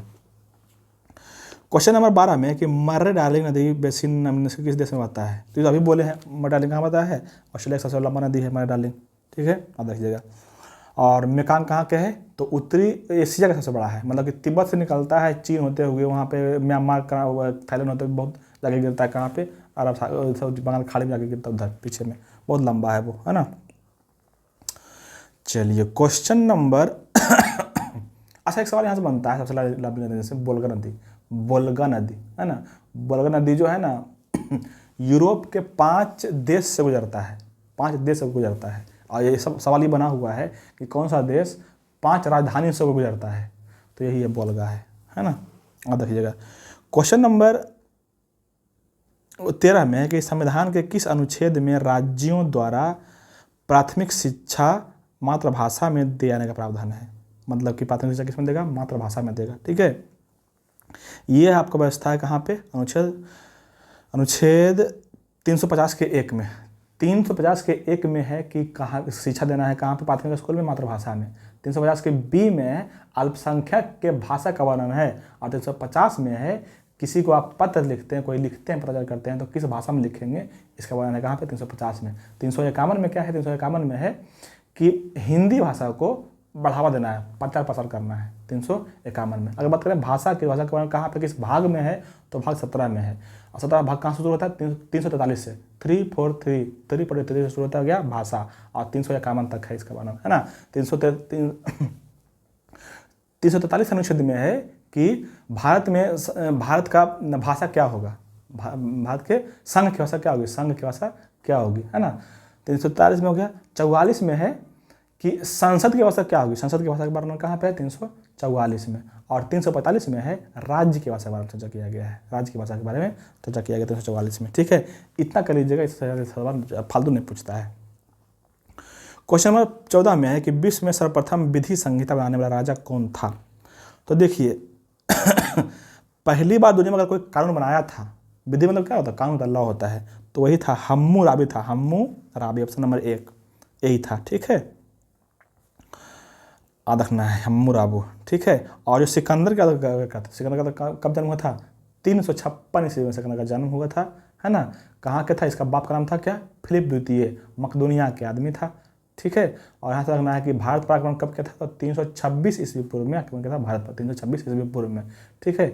जिस समय शासन किया था, आक्रमण किया था, उस समय भारत का शासक कौन था, तो नंद वंश के घनानंद था, महापद्म नंद था इसका शासक उस समय, नंद वंश का, ठीक है। और याद रखना आपको क्या, कब मरा था ये, तो 325 ईस्वी पूर्व में मर गया था। भारत में मात्र 19 महीना रहा था, 19 महीना, 19 मंथ रहा था भारत में, ठीक है। इसी का अथी था। अच्छा, इसके बारे में बहुत फेमस छूट रहा है कि सिकंदर जो है जब भारत में आया था ना, तो पूरी तरह से भारत में नहीं आया था, वहीं पे झेलम नदी के पास रह गया था ना। झेलम नदी के आसपास जो है ना बहुत भयंकर लड़ाई किया था राजा पोरस, उसमें वहाँ के शासक थे पोरस। तो पोरस और सिकंदर के बीच जो लड़ाई हुआ है ना, ये कहाँ पे हुआ है पूछता है, तो झेलम नदी पर। झेलम का पहला नाम था बितस्ता, तो वहाँ रखना है। और इसी का नाम था हाइडे अस्पीज का युद्ध कहा जाता है इसको, पोरस और सिकंदर के बीच का युद्ध को। तो यहाँ से सवाल बनता है, याद रखिएगा अच्छे से। और जो नेपोलियन है ये कहाँ, तो फ्रांस की क्रांति जो है, फ्रांस क्रांति में सबसे अधिक योगदान किसका है, नेपोलियन बोनापार्ट का, है ना। हमारे सर थे, बताते थे कहानी बहुत बढ़िया इसके नेपोलियन बोनापार्ट के बारे में, कि नेपोलियन बोनापार्ट ऐसा कर्तव्य परायण आदमी था ना, और वो था ही उसका सैनिक भी, कि एक बार कोई जा रहा था राहगीर में, तो देखा था कि कुछ सैनिक जो है समुद्र को उपच रहा था, मतलब कि इधर से उपच है और समुद्र में जस्ट पानी वहीं पे गिरे, समुद्र के यहाँ से पानी उठा यहाँ रखे, है ना। तो वही राहगीर पूछा कि ऐसा क्या क्यों कर रहा है, समुद्र का पानी फिर समुद्र में ही रख रहा है, एक जगह से दूसरी जगह उठा के, तो इससे क्या होगा, कुछ मिलेगा नहीं, है ना। तो वही सैनिक को जवाब दिया कि सैनिक बोला ना कि मैं राजा का आदेश है कि तुमको ये करना है, क्या होगा उसका रिजल्ट हमको नहीं पता है, हमको करने बोला गया है, मुझे चेक कर रहे हैं, है ना। तो आपको भी आदत बोलते हैं कि आप जिस लक्ष्य के लिए काम पर उतरे हैं वो लक्ष्य को करते रहिए, रिजल्ट क्या होगा वो भगवान जाने, वो हम नहीं जानेंगे, वो रिजल्ट के बारे में उनको नहीं जानना है, हमको सिर्फ पढ़ना है मन से, ठीक है। और इसी का फॉलो हम भी करते हैं, क्योंकि अभी हमको पता है कि हम नया वीडियो बनाना कोई देखता नहीं है, लेकिन मेरा काम है बनाना, आप देखो चाहे मत देखो, हम बनाएंगे। ठीक है, चलिए। सॉरी। और क्वेश्चन नंबर, अच्छा ये के बाद यहाँ पे जूलियस के बारे में, जूलियस सीजर जो है ना, पहली बार दुनिया में कैलेंडर दिया था, कैलेंडर रोम का था, ये रोम का राजा था, कैलेंडर से अवगत कराया दुनिया को कौन, यही जूलियस सीजर। क्वेश्चन नंबर 15 में है कि निम्नलिखित में से कौन से राष्ट्रपति लगातार 2 कार्यकाल के दौरान राष्ट्रपति पद पर बने रहे, है ना। तो राष्ट्रपति 2 बार कौन से रहे थे, राजेंद्र प्रसाद रहे थे, है ना, 52 से लेकर के 62-63 तक, जब तक नहीं मरा था तब तक रहे थे, 63 में इनका देहांत हो गया था, है ना। आधा कीजिएगा, 1962 ईस्वी में इनको भारत रत्न मिला था, भारत रत्न, है ना। और सबसे पहला प्रेसिडेंट यही थे, दूसरा थे कौन, राधा कृष्णन, तीसरा जाकिर हुसैन, चौथा बीबी गिरी, इस तरह से देखिएगा। अगर बोलते हैं राष्ट्रपति बारे में बोले, थोड़ा सा एक ट्रिक देखिएगा, टाइम बहुत लग जाता है, लेकिन कोई बात नहीं, आपको सीखने के लिए बहुत कुछ मिल जाएगा, ठीक है। अगर आपको याद रखना है कि भारत का राष्ट्रपति कौन कौन कब कब रहा था, है ना, तो कभी पूछता सवाल बहुत पूछता है यहाँ से, ठीक है। अनुच्छेद के बारे में कई बार बता चुके हैं कि कौन किस आर्टिकल में क्या क्या राष्ट्रपति के बारे में है, लेकिन आप कहते हैं आज कहते हैं क्या, कौन कौन राष्ट्रपति है। अब देखिएगा ट्रिक, राजा राधा जागिरी, राजा राधा जागिरी, अल्ली रेड्डी जैली आर,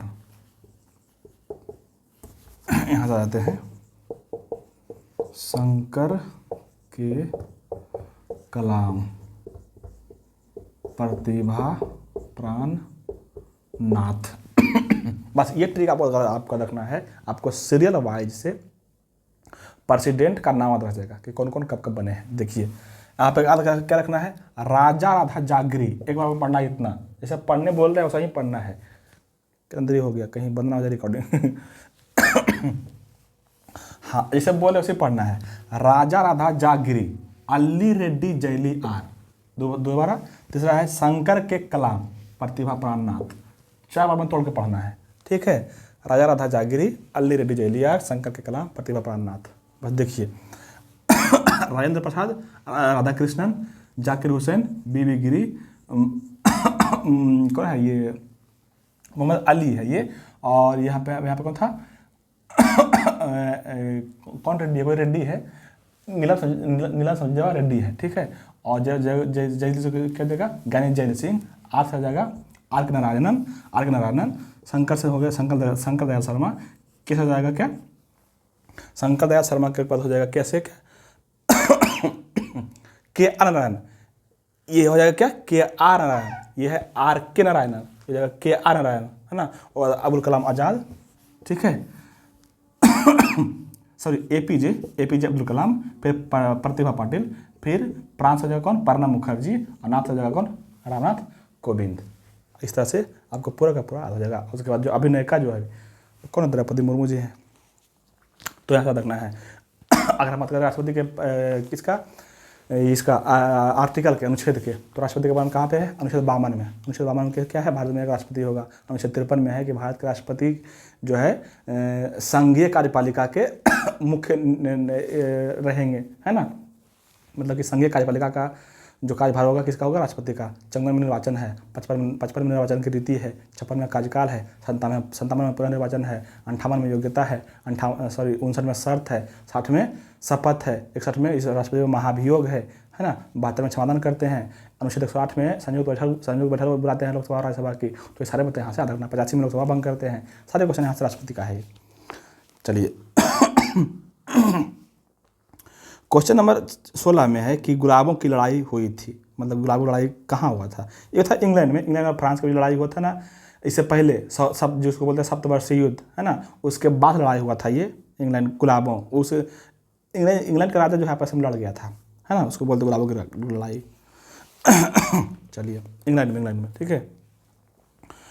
क्वेश्चन नंबर 17 में है कि बुकर सम्मान से सम्मानित प्रथम भारतीय महिला कौन है। तो बुकर सम्मान सम्मानित कौन है, ये कौन, आपको अरुंधति राय हो जाएगा, अरुंधति राय। बाकी किसी को मिला ही नहीं बुकर पुरस्कार। किरण बेदी को नहीं मिला, किरण देसाई को मिला है ना, किरण देसाई को मिला है, द इनहेरिटेंस ऑफ लव के लिए मिला है, ठीक है, याद रखिएगा।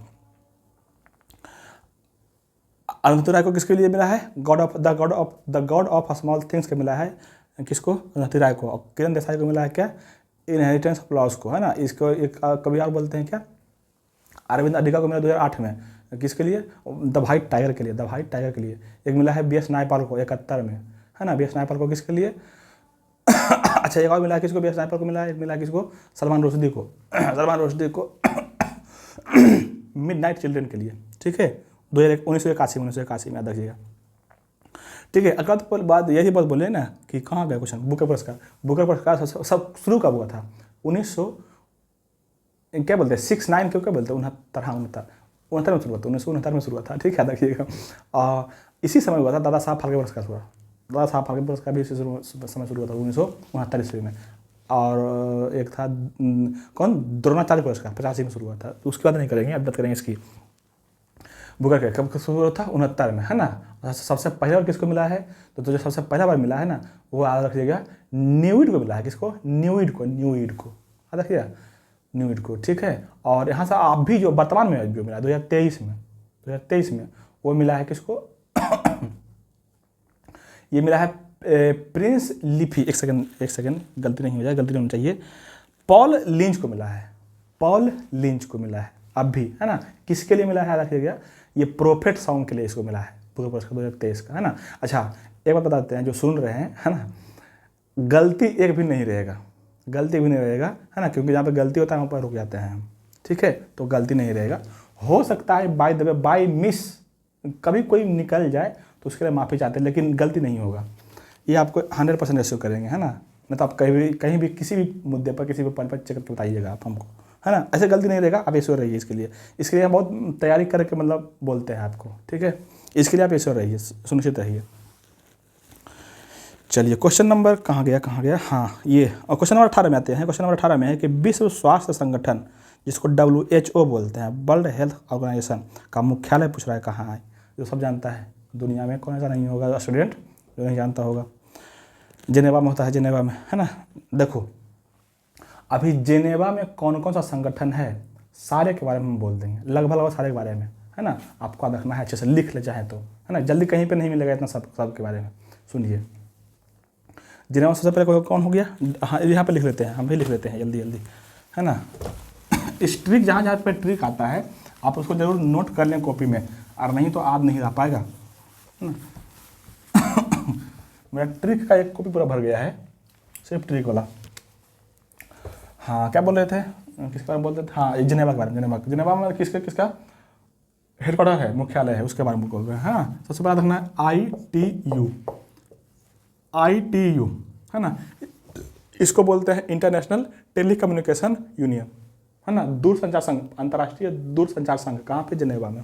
ठीक है, फिर हो गया कौन आपका WTO, फिर हो गया WHO, ठीक है, फिर हो गया कौन ILO, है ना, ILO, ठीक है, ILO है कि नहीं है इसमें, ILO होना चाहिए, हाँ ठीक है, और हो जाएगा कौन WMO, है ना सब बात बताएंगे क्या क्या है, घबराइए नहीं, है ना, WMO हो जाएगा।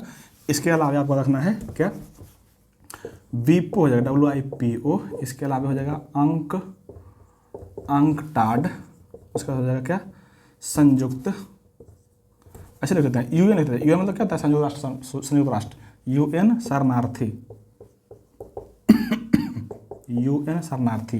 इसके अलावा क्या देता है EEC, ये EEC 2 गो है, EEC हो गया, ठीक है, और इसके अलावा बताया क्या, यूरोपीय मार्केट का भी कहाँ पे है, वहीं पे, है ना, यूरोपीय मार्केट का, ठीक है, और कुछ है, यूरोपीय मार्केट हो गया, इतना हो गया, शरणार्थी हो गया, ठीक है, ये सब है, और कुछ है, और कुछ नहीं दिख रहा है हमको। हाँ ये तो बहुत बढ़िया चीज़ बोलिए, रेड क्रॉस हो गया, गैट हो गया, है ना, गैट का ही बदला क्या है, WTO है, पहले नाम था गैट, अब हो गया WTO, ठीक है। इस सभी का मुख्यालय जो हेडक्वार्टर कहाँ पे है, जिनेवा में। जिनेवा कहाँ पड़ता है, स्विट्जरलैंड का एक शहर है ठीक है।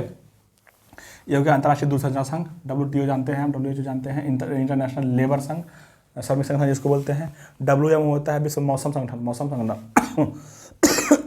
विश्व मौसम संगठन कहाँ पे, WMO। यहाँ पे जो होता है WIPO जो होता है विश्व बौद्धिक संगठन, जिसको बोलते हैं बौद्धिक संगठन, ये बहुत बार क्वेश्चन पूछा हुआ है, विश्व बौद्धिक संगठन कहाँ पे, जिनेवा में। अच्छा लड़खड़ा रहे हैं, कोई बात नहीं टाइम हो गया ना, 1 घंटा ज़्यादा होता है तो थोड़ा दिमाग खराब होने लगता है कहाँ पे हो गया ये, बौद्धिक संगठन। फिर हो गया कौन, अंकटाड, इसका भी कहाँ पे है, यहीं पे, रेड क्रॉस हो जाएगा, गैट हो जाएगा, है ना। क्या है, व्यापार संगठन है ये, व्यापार संगठन। UN शरणार्थी का हेडक्वार्टर कहाँ पे है, यहीं जिनेवा में, है ना। EEC जो है ये 2 गो होता है, और दोनों का मतलब अलग अलग होता है।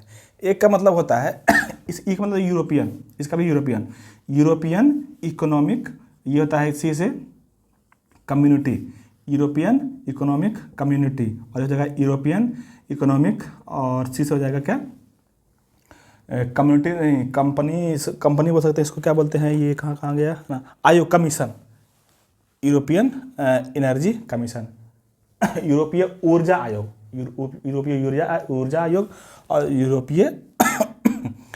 यूरोपीय इसको बोलते हैं क्या यूरोपीय उच्च आयोग, है ना। ये दोनों सब का मुख्यालय कहाँ पे है, कहाँ पे, जिनेवा। ये सारे का मुख्यालय कहाँ पे है, जिनेवा में है ना। आज देखिएगा सबको, है ना। अच्छा एक और होता है यूरोपियन कॉमन मार्केट, और एक होता है यूरोपियन व्यापार संघ, ये इसका भी मुख्यालय यहीं पे है, ये 2 को छूट गया था समझिए इतना सारा का मुख्यालय कहाँ पे। हमको तो लगता है कि जिनेवा में मौज होगा, हमेशा कुछ ना कुछ का सम्मेलन चल रहा होगा, हमेशा कुछ ना कुछ का बैठक चल रहा होगा, है ना चलिए आगे बढ़ते हैं। क्वेश्चन नंबर 19 में कि दिल्ली समझौता के दौरान ब्रिटिश भारत का वायसराय कौन था, तो कौन था दिल्ली समझौता, किसको बोलते हैं, दिल्ली समझौता बोलते हैं किसको, गांधी इरविन जो समझौता हुआ है ना, कब, 5 मार्च 1931 ईस्वी को, 5 मार्च 1931 ईस्वी को जो गांधी इरविन समझौता हुआ है उसी को बोलते हैं दिल्ली समझौता, याद रखिएगा, ठीक है। तो कौन था, इरविन था उसमें, इरविन था भारत का वायसराय, है ना। ये होता देखो 1931 में समझौता हुआ था, है ना। ये क्यों हुआ था, क्योंकि 30 में चला गया था क्या, भारतीय असहयोग आंदोलन चला गया था, है ना, असहयोग आंदोलन, सॉरी इसको बोलते हैं क्या असहयोग आंदोलन, और इसको बोलते हैं सत्याग्रह प्रयोग असहयोग आंदोलन, है ना। थोड़ा बाद में बात करते हैं, यह ध्यान में नहीं है। बात करते हैं किसकी, इसकी, हाँ कहाँ गया, इरविन। बात करते हैं दिल्ली समझौता का। गांधी जी और अंबेडकर के बीच समझौता हुआ है, उसको बोलते हैं पूना समझौता, पूना समझौता, है ना। और ये हुआ है 16 सितंबर को, है ना, 16 सितंबर 32 को हुआ। देखिएगा पूना समझौता, इसको देखना है, सवाल बहुत बहुत बार यहाँ से बनता है ना। अच्छा ये दिल्ली समझौता है ना, दिल्ली समझौता की जगह और हुआ है, ये कब हुआ है, ये हुआ है 1719 ईस्वी में, 1719 ईस्वी में। ये कहाँ पे, 1900 ईस्वी के आसपास है ना, वो होगा 1719 ईस्वी में। ये कहाँ पर हुआ है, बालाजी विश्वनाथ, ठीक है, मराठा साम्राज्य के जो संस्थापक, ये दूसरा संस्थापक है, इसको बोलते दूसरा संस्थापक कौन है, बालाजी विश्वनाथ। और उस समय दिल्ली के शासक गद्दी पर बैठा था कौन, मुगल साम्राज्य के फर्रुखसियर, उस दोनों के बीच समझौता हुआ था, उसको भी बोलते हैं दिल्ली समझौता ही, याद रखिएगा, है ना। 1719 ईस्वी में दिल्ली संधि भी बोलते हैं, दिल्ली समझौता भी बोलते हैं, ठीक है, याद रखिएगा। अच्छा यहाँ से बहुत बढ़िया क्वेश्चन आ गया कि बालाजी विश्वनाथ के बाद, बालाजी विश्वनाथ का जो है ना 1720 ईस्वी में देहांत हो गया था। तो 1720 ईस्वी में 20 से 40 तक रहा था कौन, 20 से 40 तक कौन रहा था, ये रहा था बाजीराव प्रथम। जो आप पढ़ते हैं ना कि बाजीराव मस्तानी, जो पिक्चर देखते हैं, मस्तानी नाम की महिला का संबंध इसी से था, बाजीराव प्रथम से। बाजीराव प्रथम को बोला जाता है हिंदू धर्मधारक, है ना, क्योंकि बहुत ये लड़ाकू था, लड़ाकू पेशवा भी कहते हैं इसको, लड़ाकू पेशवा। यही बोला था कि मुगल साम्राज्य की वृक्ष जो है बूढ़ा और जर्जर हो गया है, आओ हम सब मिलकर इस पर एक साथ प्रहार करें, शाखाएं तो स्वयं गिर जाएंगी। ये स्टेटमेंट किसका है, इसी का है, बाजीराव प्रथम का, है ना। अच्छा एक बात और बोलेंगे, बालाजी, उसके बाद सबसे पहले आया था बालाजी विश्वनाथ, उसके बाद बाजीराव प्रथम, उसके बाद बाजीराव का नाम क्या था, नाना साहब, ठीक है। 1761 ईस्वी में इन्हीं के कार्यकाल में हुआ है कौन, पानीपत का तीसरा लड़ाई, अफगान के साथ, अफगान से में से कौन था, अहमद शाह अब्दाली, और इधर से ये नाना साहब, आप देखिएगा, ठीक है। कहाँ थे हम, यहाँ समझौता में, है ना, दिल्ली समझौता ये हो गया। अगर रहे शिमला समझौता कब हुआ,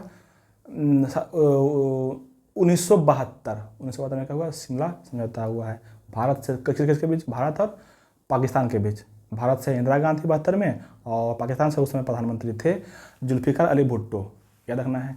अगर ये है शिमला सम्मेलन तो कब हुआ है, यह हुआ 1945 में, जब भारत आज़ाद नहीं हुआ था, तभी की बात है ना। और ये किस लिए था, तो ये था बेबल, कभी पढ़े होंगे बेबल योजना के बारे में। ये कब आया, 1945 में। इसी बेबल योजना पर चर्चा करने के लिए कुछ लोग 21 नेता जुटे थे, है ना। और उसमें थे मुख्य रूप से कौन था, महात्मा गांधी और जिन्ना। तो इसी को बोला जाता है बेबल प्लान या शिमला समझौता बोलते हैं इसको, 45 में हुआ था, ठीक है। एक होता है सिंधु जल समझौता, 1960 में सिंधु नदी का बंटवारा किया गया था, है ना। उसमें बोला गया था कि भारत जो है सिंधु नदी का पानी 20% ही यूज करेगा, बाकी करेगा कौन, पाकिस्तान, याद रखिएगा, है ना, सिंधु जल समझौता। तो इस तरह से समझौते बहुत सारे हुए हैं, याद रखिएगा। अच्छा यहाँ से बात करते हैं अगर कर्जन की, तो कर्जन की नहीं बात नहीं करेंगे, बहुत लंबा हो जाएगा, फिर से बहुत लंबा हो जाएगा, याद है। एक बात बोल लेते हैं, एक बात बोलेंगे। 1980 में जो ऑप्शन दिया हुआ लॉर्ड मिंटो के बारे में, लॉर्ड मिंटो को बोला जाता है भारत में सांप्रदायिक निर्वाचक के जनक बोला जाता है, सांप्रदायिक निर्वाचक के जनक, है ना। क्योंकि 1919 ईस्वी में, 1919 में नहीं, 1909 ईस्वी में अल्पसंख्यक या मुस्लिम लोगों को पृथक निर्वाचन दिया गया था, इसलिए। चलिए क्वेश्चन नंबर 20 में है कि रूस का मैनचेस्टर किसे कहा गया है। तो रूस का जो मैनचेस्टर होता है कौन होता है, वो होता है आपको इवानोवा।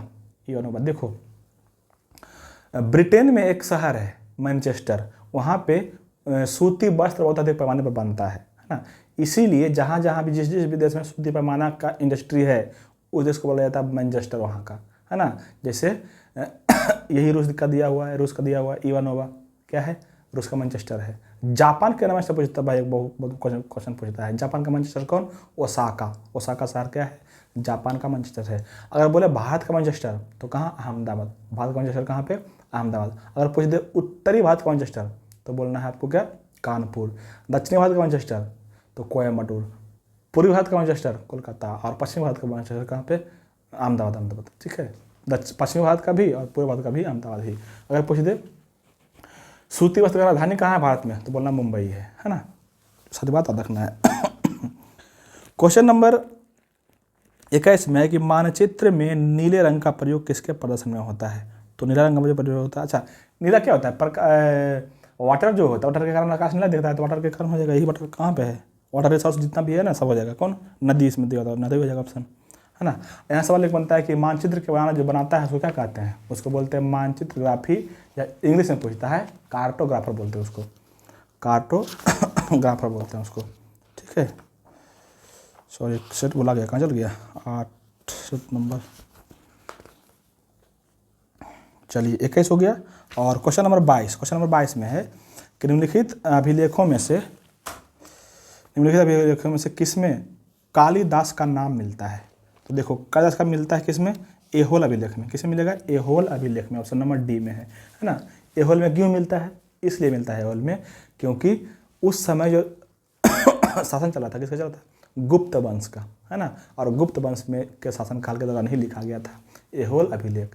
अगर पूछे सवाल कि एहोल अभिलेख किस शासक से संबंधित है, तो देखना, अगर पूछे वंश से तो गुप्त वंश, है ना। अगर पूछे किस शासक से, तो देखिएगा भानुगुप्त से। किससे? भानुगुप्त से। यहाँ पे सवाल बनता है, बहुत बार बना हुआ क्वेश्चन, कि सती प्रथा का उल्लेख किसमें मिलता है? इसी मिलता है एरन अभिलेख में। अगर पूछे एरन अभिलेख का लेखक कौन है, तो कीर्तिवर्मा है ना, कीर्तिवर्मन, है ना, देखिएगा। अगर पूछ दे क्या, अच्छा यहाँ सवाल थोड़ा सा बताते हैं ऐसे ही। देखिए, भानुगुप्त के समय में जो है ना, भानुगुप्त के समय में जो है शक अटैक कर दिया था, आक्रमण कर दिया था शक, है ना। और उसी में जो बहुत भयंकर लड़ाई हुआ शक और भानुगुप्त में, शक कई बार अटैक किया है ना। तो यहाँ पे भी अटैक किया था भानुगुप्त के शासनकाल में। तो उसी लड़ाई में जो है ना, भानुगुप्त का एक बहुत खास दोस्त था गोपराज, और गोपराज का वहाँ पे देहांत हो गया। हालांकि देवगुप्त थी, भानुगुप्त जीत गया था लड़ाई, लेकिन उसका जो प्रिय दोस्त था गोपराज, उसका देहांत, मर गया था वो। तो उसी गोपराज की पत्नी उसी के चिता पर सती हो गई थी, और उसी सती का प्रमाण मिलता है एरन अभिलेख में। तो आपसे सवाल बनता है कि सती प्रथा का प्रमाण कहाँ पे मिलता है? इसी एरन अभिलेख में, उसी गोपराज की पत्नी का चर्चा किया गया है। ठीक है, देखिएगा। अच्छा, अगर बात करते हैं हम शक के बारे में, तो शक का यहाँ पे अटैक किया है। इसके अलावा अगर ये ऑप्शन नहीं रहेगा भानुगुप्त, तो रहेगा स्कंदगुप्त के समय में भी यहाँ पर चर्चा किया है। देखिएगा, जूनागढ़ का भित्री अभिलेख जो है स्कंदगुप्त गुप्त साम्राज्य का शासक था। ठीक है, अगर ये भी ऑप्शन नहीं रहे, तो एक बार और अटैक किया, इससे पहले कहाँ पे किया है? ये किया है चंद्रगुप्त द्वितीय के शासनकाल में। चंद्रगुप्त द्वितीय के शासनकाल में किया है कौन? शक अटैक। और शक को जब मार के भगाया था ये चंद्रगुप्त द्वितीय, है ना, उसी का नाम था क्या? उपाधि विक्रमादित्य, है ना। शक को मार के भगाया था ना, इसीलिए इसको बोला जाता है, उसका उपाधि दिया गया था शकारी। इसको क्या था? अति था। याद रखना है यहाँ से। इसी चंद्रगुप्त द्वितीय की बेटी थी प्रभावती गुप्ता, है ना। प्रभावती गुप्ता जो है वाकाटक वंश से शादी किया था, है ना। वहाँ पे वाकाटक वंश पे अटैक कर दिया था कौन? यही शक, और उसमें मार दिया था, है ना। तो अब देखिएगा, वाकाटक वंश से मार के भगाया था, है ना। और वाकाटक वंश का जो राजधानी था कहाँ पे था? कन्नौज में। तो पहले गुप्त राजधानी कहाँ था? पाटलिपुत्र। लेकिन बाद में वहाँ पे मार के भगा दिया, और अपना बहन जो था उस, मतलब वहाँ पे कोई रहा नहीं राजा वाकाटक वंश का, तो वहाँ पे भी शासन कर लिया। मतलब कि वहाँ बना लिया क्या? दूसरा राजधानी बना लिया वाकाटक वंश के, वाकाटक वंश की राजधानी जो कन्नौज था ना, वो बना लिया दूसरा राजधानी। तो गुप्त वंश के दो राजधानी है, पहला का कौन? पाटलिपुत्र, दूसरा का कौन? कन्नौज। ठीक है। अच्छा, इसमें बताते थे हम, ट्रिक बताते है ना, कि चंद्रगुप्त द्वितीय के दरबार में कौन कौन आते थे कवि, है ना। बहुत सारे कवि उस पर आते थे। नवरत्न उसको बोलते हैं, उसको नवरत्न भी बोलते हैं, है ना। बोल देते हैं जल्दी से खरीद देते हैं, है ना। बहुत मज़ेदार ट्रिक है, आपको याद रहेगा, मज़ा आएगा।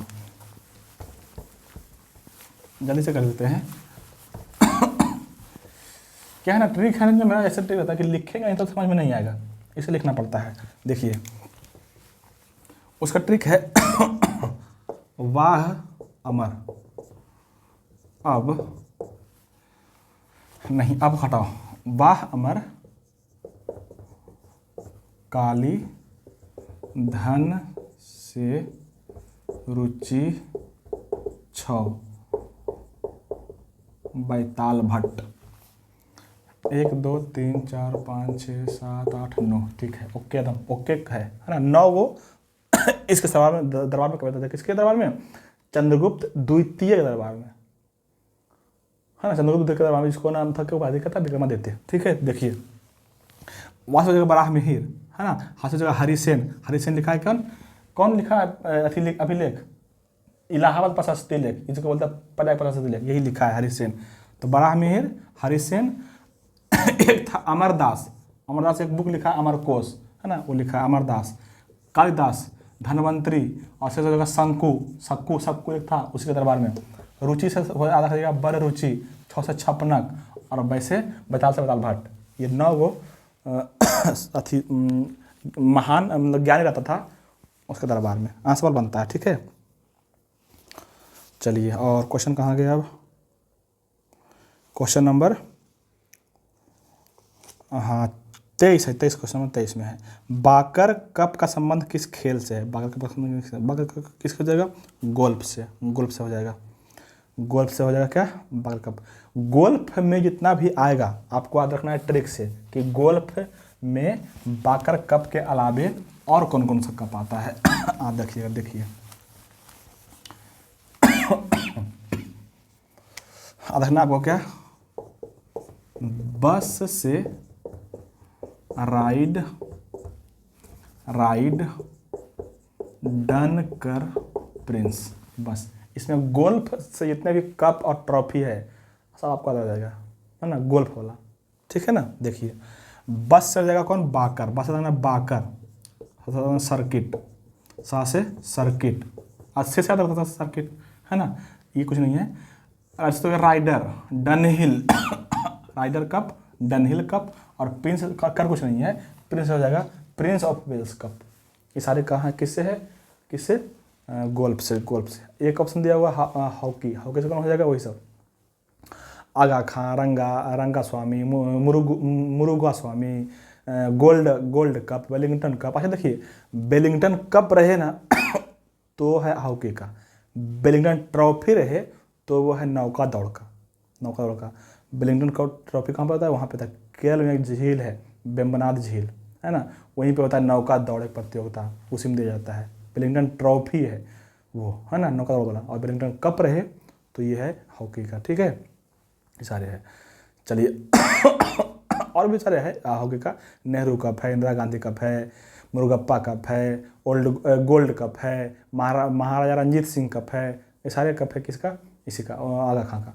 और बात करते हैं फुटबॉल की, तो फुटबॉल का कप है कौन, Merdeka cup, Subroto cup, Ashutosh Mukherjee cup, Santosh cup, और कौन है, CV राव कप। ये सारे कप है किसका, फुटबॉल का।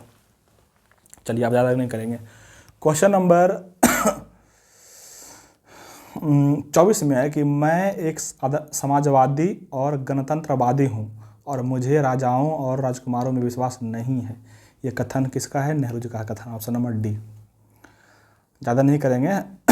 जयप्रकाश नारायण के बारे में याद करना है आपका, देते कौन, सर्वोदय योजना, लोकनायक जयप्रकाश नारायण, याद रखिएगा, है ना।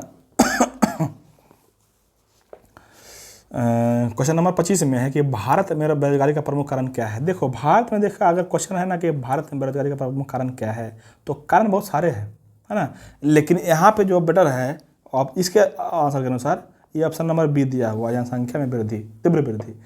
चलो ठीक है, जनसंख्या में एकाएक बढ़ जाएगा, तीव्र वृद्धि हो जाएगा, तभी बेरोजगारी हो ही जाएगा, कहाँ से रोजगार दे पाएगा। यही आंसर है ना। अगर हम बात करते हैं बेरोजगारी से, तो बेरोजगारी जो है भारत में कई प्रकार के होते हैं, 4-5 प्रकार के होते हैं, जो बहुत इंपॉर्टेंट है, जहाँ सवाल बना हुआ है एग्जाम में, वो हम बोलते हैं। सबसे पहले जान लीजिए कि बेरोजगारी है क्या, किसको कहेंगे बेरोजगार, है ना। तो वह वैसा आदमी जो अपने स्किल के अनुसार उसको पेमेंट नहीं मिल रहा है, अपनी योग्यता के अनुसार जिसको पेमेंट नहीं मिलता है, वेतन नहीं मिलता है, उसको बेरोजगार ही बोलेंगे, है ना। बेरोजगारी होता है कई प्रकार का, जैसे होता है एक होता है परछन बेरोजगारी, इसको क्या कहते हैं, जैसे इसका मतलब होता है परछन बेरोजगारी किसको बोलेंगे, इसका डिफाइन क्या है रखिएगा, आवश्यकता से अधिक लोग जब लगा रहता है ना के कार्य में, तो उसको बोलते हैं परछन बेरोजगारी, है ना। जैसे खेत कोड़े खाई एक आदमी काम है दिन भर का, और उसमें लगा रहा है 4 आदमी, तो आवश्यकता से अधिक लग रहा है ना, तो उसको बोलते हैं क्या, परछन बेरोजगारी, है ना। एक फैक्ट्री है, उसमें काम है 10 आदमी को, लगा है 20 आदमी और टाइम पास कर रहा है ऐसी 10 को, जिस काम किया बैठ गया, काम किया बैठ गया, तो क्या है परछन, उसको बोलते हैं क्या, परछन बेरोजगारी बोलते हैं उसको, ठीक है। अब देखिएगा कृषि में होता है परछन बेरोजगारी अधिक, ठीक है, क्योंकि कृषि का भूभाग कम है, अधिक लोग लगा रहता है उसमें, ठीक है। चलिए ये हो गया। एक होता है मौसमी बेरोजगारी। मौसमी बेरोजगारी मतलब कि मौसम के अनुसार रोजगार मिलता है। जैसे कृषि में वर्षा हुआ तो धान रोपाएगा, नहीं तो नहीं रोपाएगा, बैठा रह गया। अच्छा धान कट गया तो फिर बैठा रह जाओ, गेहूं के लगने का समय आया तो गेहूं लगा लिया, फिर बैठा रह जाओ, है ना। तो इसको बोलते हैं क्या, मौसमी बेरोजगारी। ऐसे बेरोजगार को क्या बोलते हैं, मौसम के अनुसार जो रोजगार चेंज होता है उसको बोलते हैं क्या, मौसमी बेरोजगारी। कृषि में होता है ये, ठीक है। परछन हो गया, मौसमी हो गया। एक होता है आपका संरचनात्मक बेरोजगारी, है ना। इसका मतलब ये होता है कि मार्केट का संरचना कुछ और है और आपका स्किल कुछ और है ना। तो आपका स्किल से मार्केट का संरचना, जो मार्केट में जो रोजगार उपलब्ध है उससे मैच नहीं हो रहा है, तो इसका मतलब है कि आप संरचना में दूसरे बेरोजगार हैं। जैसे किसी में स्किल है कंप्यूटर चलाने की और कंप्यूटर उसको मिल नहीं रहा है ना, तो वो क्या है, रोजगार है। किस कारण से, उसको बोलते हैं संरचनात्मक बेरोजगारी बोलते हैं, ठीक है। इसी में आता है एक चक्रीय बेरोजगारी, चक्रीय नहीं बोलते, कहते हैं घर्षण बेरोजगारी, घर्षणात्मक बेरोजगारी, वो बोलते हैं क्या, घर्षणात्मक बेरोजगारी, है ना। देखो जब कभी कोई आदमी एक नौकरी छोड़ के दूसरा नौकरी करने की खोज में बीच में गैप हो जाए, एक नौकरी छोड़ दिया और दूसरा नौकरी करने के चक्कर में बीच में कुछ गैप हो जाए, खाली बेरोजगार बैठ जाए, तो ऐसे रोजगार को क्या बोलते हैं, इसको बोलते हैं क्या, घर्षणात्मक बेरोजगारी बोलते हैं। तो ऐसे ऐसे कई सारे बेरोजगारी होते हैं, ठीक है। चलिए क्वेश्चन नंबर हो गया आपका ये, और अब क्वेश्चन नंबर 26 में है कि सांकेतिक मुद्रा व्यवस्था किसने लागू किया था। तो सांकेतिक मुद्रा व्यवस्था जो लागू किया था वो गया था कौन, मोहम्मद बिन तुगलक, मोहम्मद बिन तुगलक किया था। अगर बात करें तुगलक की, तो तुगलक जो है ना तुगलक जो है क्या बोलते तुगलक वंश के दूसरा और इम्पोर्टेंट शासक था, है ना। इसका जो शासनकाल था कब से कब था, तो 1325 से लेकर के 1351 तक था, 1325 से लेकर के 1351 था, है ना। अगर बात करते हैं तुगलक वंश की, तो तुगलक वंश का संस्थापक कौन था, गयासुद्दीन तुगलक। स्थापना कब किया था, 1320 में, और 25 में उसका मृत्यु हो गया था, ठीक है, देखिएगा, है ना। तुगलक, मोहम्मद बिन तुगलक का अगर बात करते हैं, MBT करते हैं, तो इसका जो बचपन का नाम था क्या था, जौना खान था इसका नाम, क्या नाम था, जौना खान, है ना। अब देखिएगा सिंध के जाते समय थट्टा के निकल इसका मृत्यु हो गया था 1351 ईस्वी में, ठीक है। इसके कुछ प्लान्स था, योजना था, जो आपको रखना है, बहुत बढ़िया, जो बहुत इंपॉर्टेंट हमको लगा, बताते हैं आपको। सबसे पहले तो यही था सांकेतिक मुद्रा का प्रचलन, इसको बोलते हैं प्रतीक मुद्रा भी बोलते हैं, चलाया था, जो असफल हो गया था, है ना, याद रखना है ना।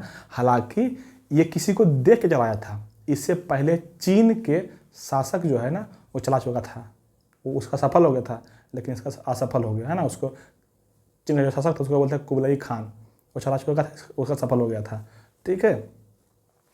तो उसी को तो चला था, लेकिन इसका असफल हो गया, है ना। इसका मुद्रा का योजना जो असफल हो गया ना, इसी कारण से विलियम स्मिथ, है ना विलियम स्मिथ जो है इसका दिया है उपाधि, नाम दिया है कि prince of moneyers, prince of moneyers, money से मनी में पैसा, मनियर्स का उपाधि दिया है, ठीक है। आप देखिए अगर बात करते हैं MBT की, तो MBT के शासनकाल में, अच्छा ये दूसरा योजना कौन था, दूसरा योजना था खुरासान योजना, खुरासान योजना था दूसरा योजना इसका, ठीक है। इसमें क्या था, चीन के प्रभाव धीरे धीरे बढ़ रहा था इंडिया की ओर, उसी चीन के प्रभाव को रोकने के लिए चलाया था ये अभियान खुरासान योजना, है ना, जो कुमायूं के पहाड़ी में भेजा था 10,000 सैनिक के, है ना। और वहाँ से कहा जाता है कि मात्र 10 गो सैनिक बच के आया था, सारे मर गया था, है ना। तो ये इसका असफल योजना रहा था खुरासान योजना, है ना, कुमायूं की पहाड़ी में।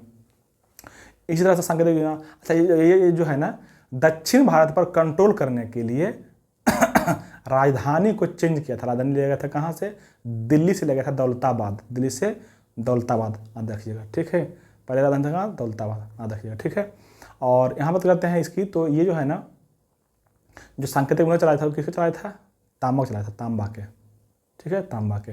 और इसके बाद जो सबसे फेमस बात है वो कि इसके शासनकाल में आया था कौन, इब्न बतूता आया था इसके शासनकाल में, 1333 ईस्वी में आया था इसके शासनकाल में, है ना, कहाँ का आज़ादी था, मोरक्को के, या तो ऑप्शन रहेगा मोरक्को या तो रहेगा अफ्रीका के, ठीक है। इसके शासनकाल में आया और यहाँ पे रह के बहुत सारा स्टडी भी किया था इब्न बतूता, है ना। इसके बुक का नाम है रहला बुक का नाम है, ठीक है, इब्न बतूता के। और इसी को इब्न बतूता को ही चीन भेजा था राजदूत बना के, यही MBT अंदर कीजिएगा, किसको भेजा था, इब्न बतूता को, ठीक है। और अगर बात करते हैं कुछ और इसके बारे में, तो ये जो है स्वप्नशील, रक्त पिपासु और पागल शासक कहा गया था इसको, है ना। ये ऐसा पहला शासक था जिसमें होली मनाया था, मुस्लिम था लेकिन होली मनाया था, ठीक है, याद रखिएगा।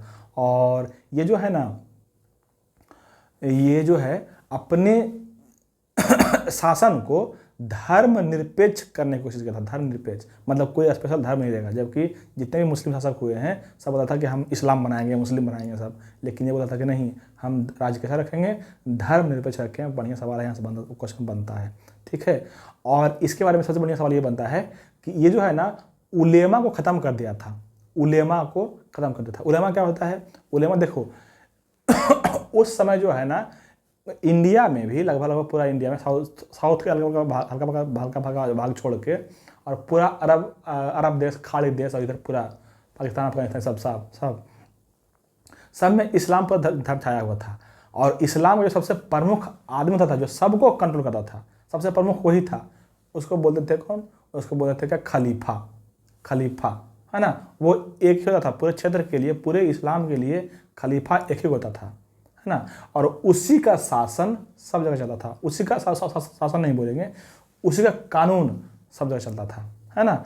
और उसी का जो राजदूत था हर एक क्षेत्र में अलग अलग, हर एक राजा में अलग अलग, उसको बोलते हैं उलेमा, मतलब कि इस्लाम धर्म के प्रमुख आदमी बोल सकते हैं क्या, उलेमा को। तो उलेमा को यही MBT बंद कर दिया था, बोला कि हमारे पास कोई उलेमा नहीं रहेगा, है ना। क्यों, क्योंकि उलेमा रखेगा तो इसको नियम कानून बदलना पड़ जाएगा, इसको फिर इसका राज फिर धर्मनिरपेक्ष नहीं रह पाएगा, है ना, इसलिए तो उलेमा को हटा दिया था, ये याद रखिएगा। और इसी उलेमा को हटाने से यहाँ के दिल्ली के अमीर जो था, मुस्लिम अमीर जो था, वो इस नाराज हो गया था, है ना। और इसका फिर सुधारा कौन था, इसके बाद FST आके इसको सुधारा था, है ना। तो अब देखिए क्या होता है, लड़खड़ा रहा है बोली, अब आगे नहीं करेंगे तो दिक्कत हो जाएगा हमको, गला पे खड़ा हो रहा है। बाकी सेशन करेंगे कल अब।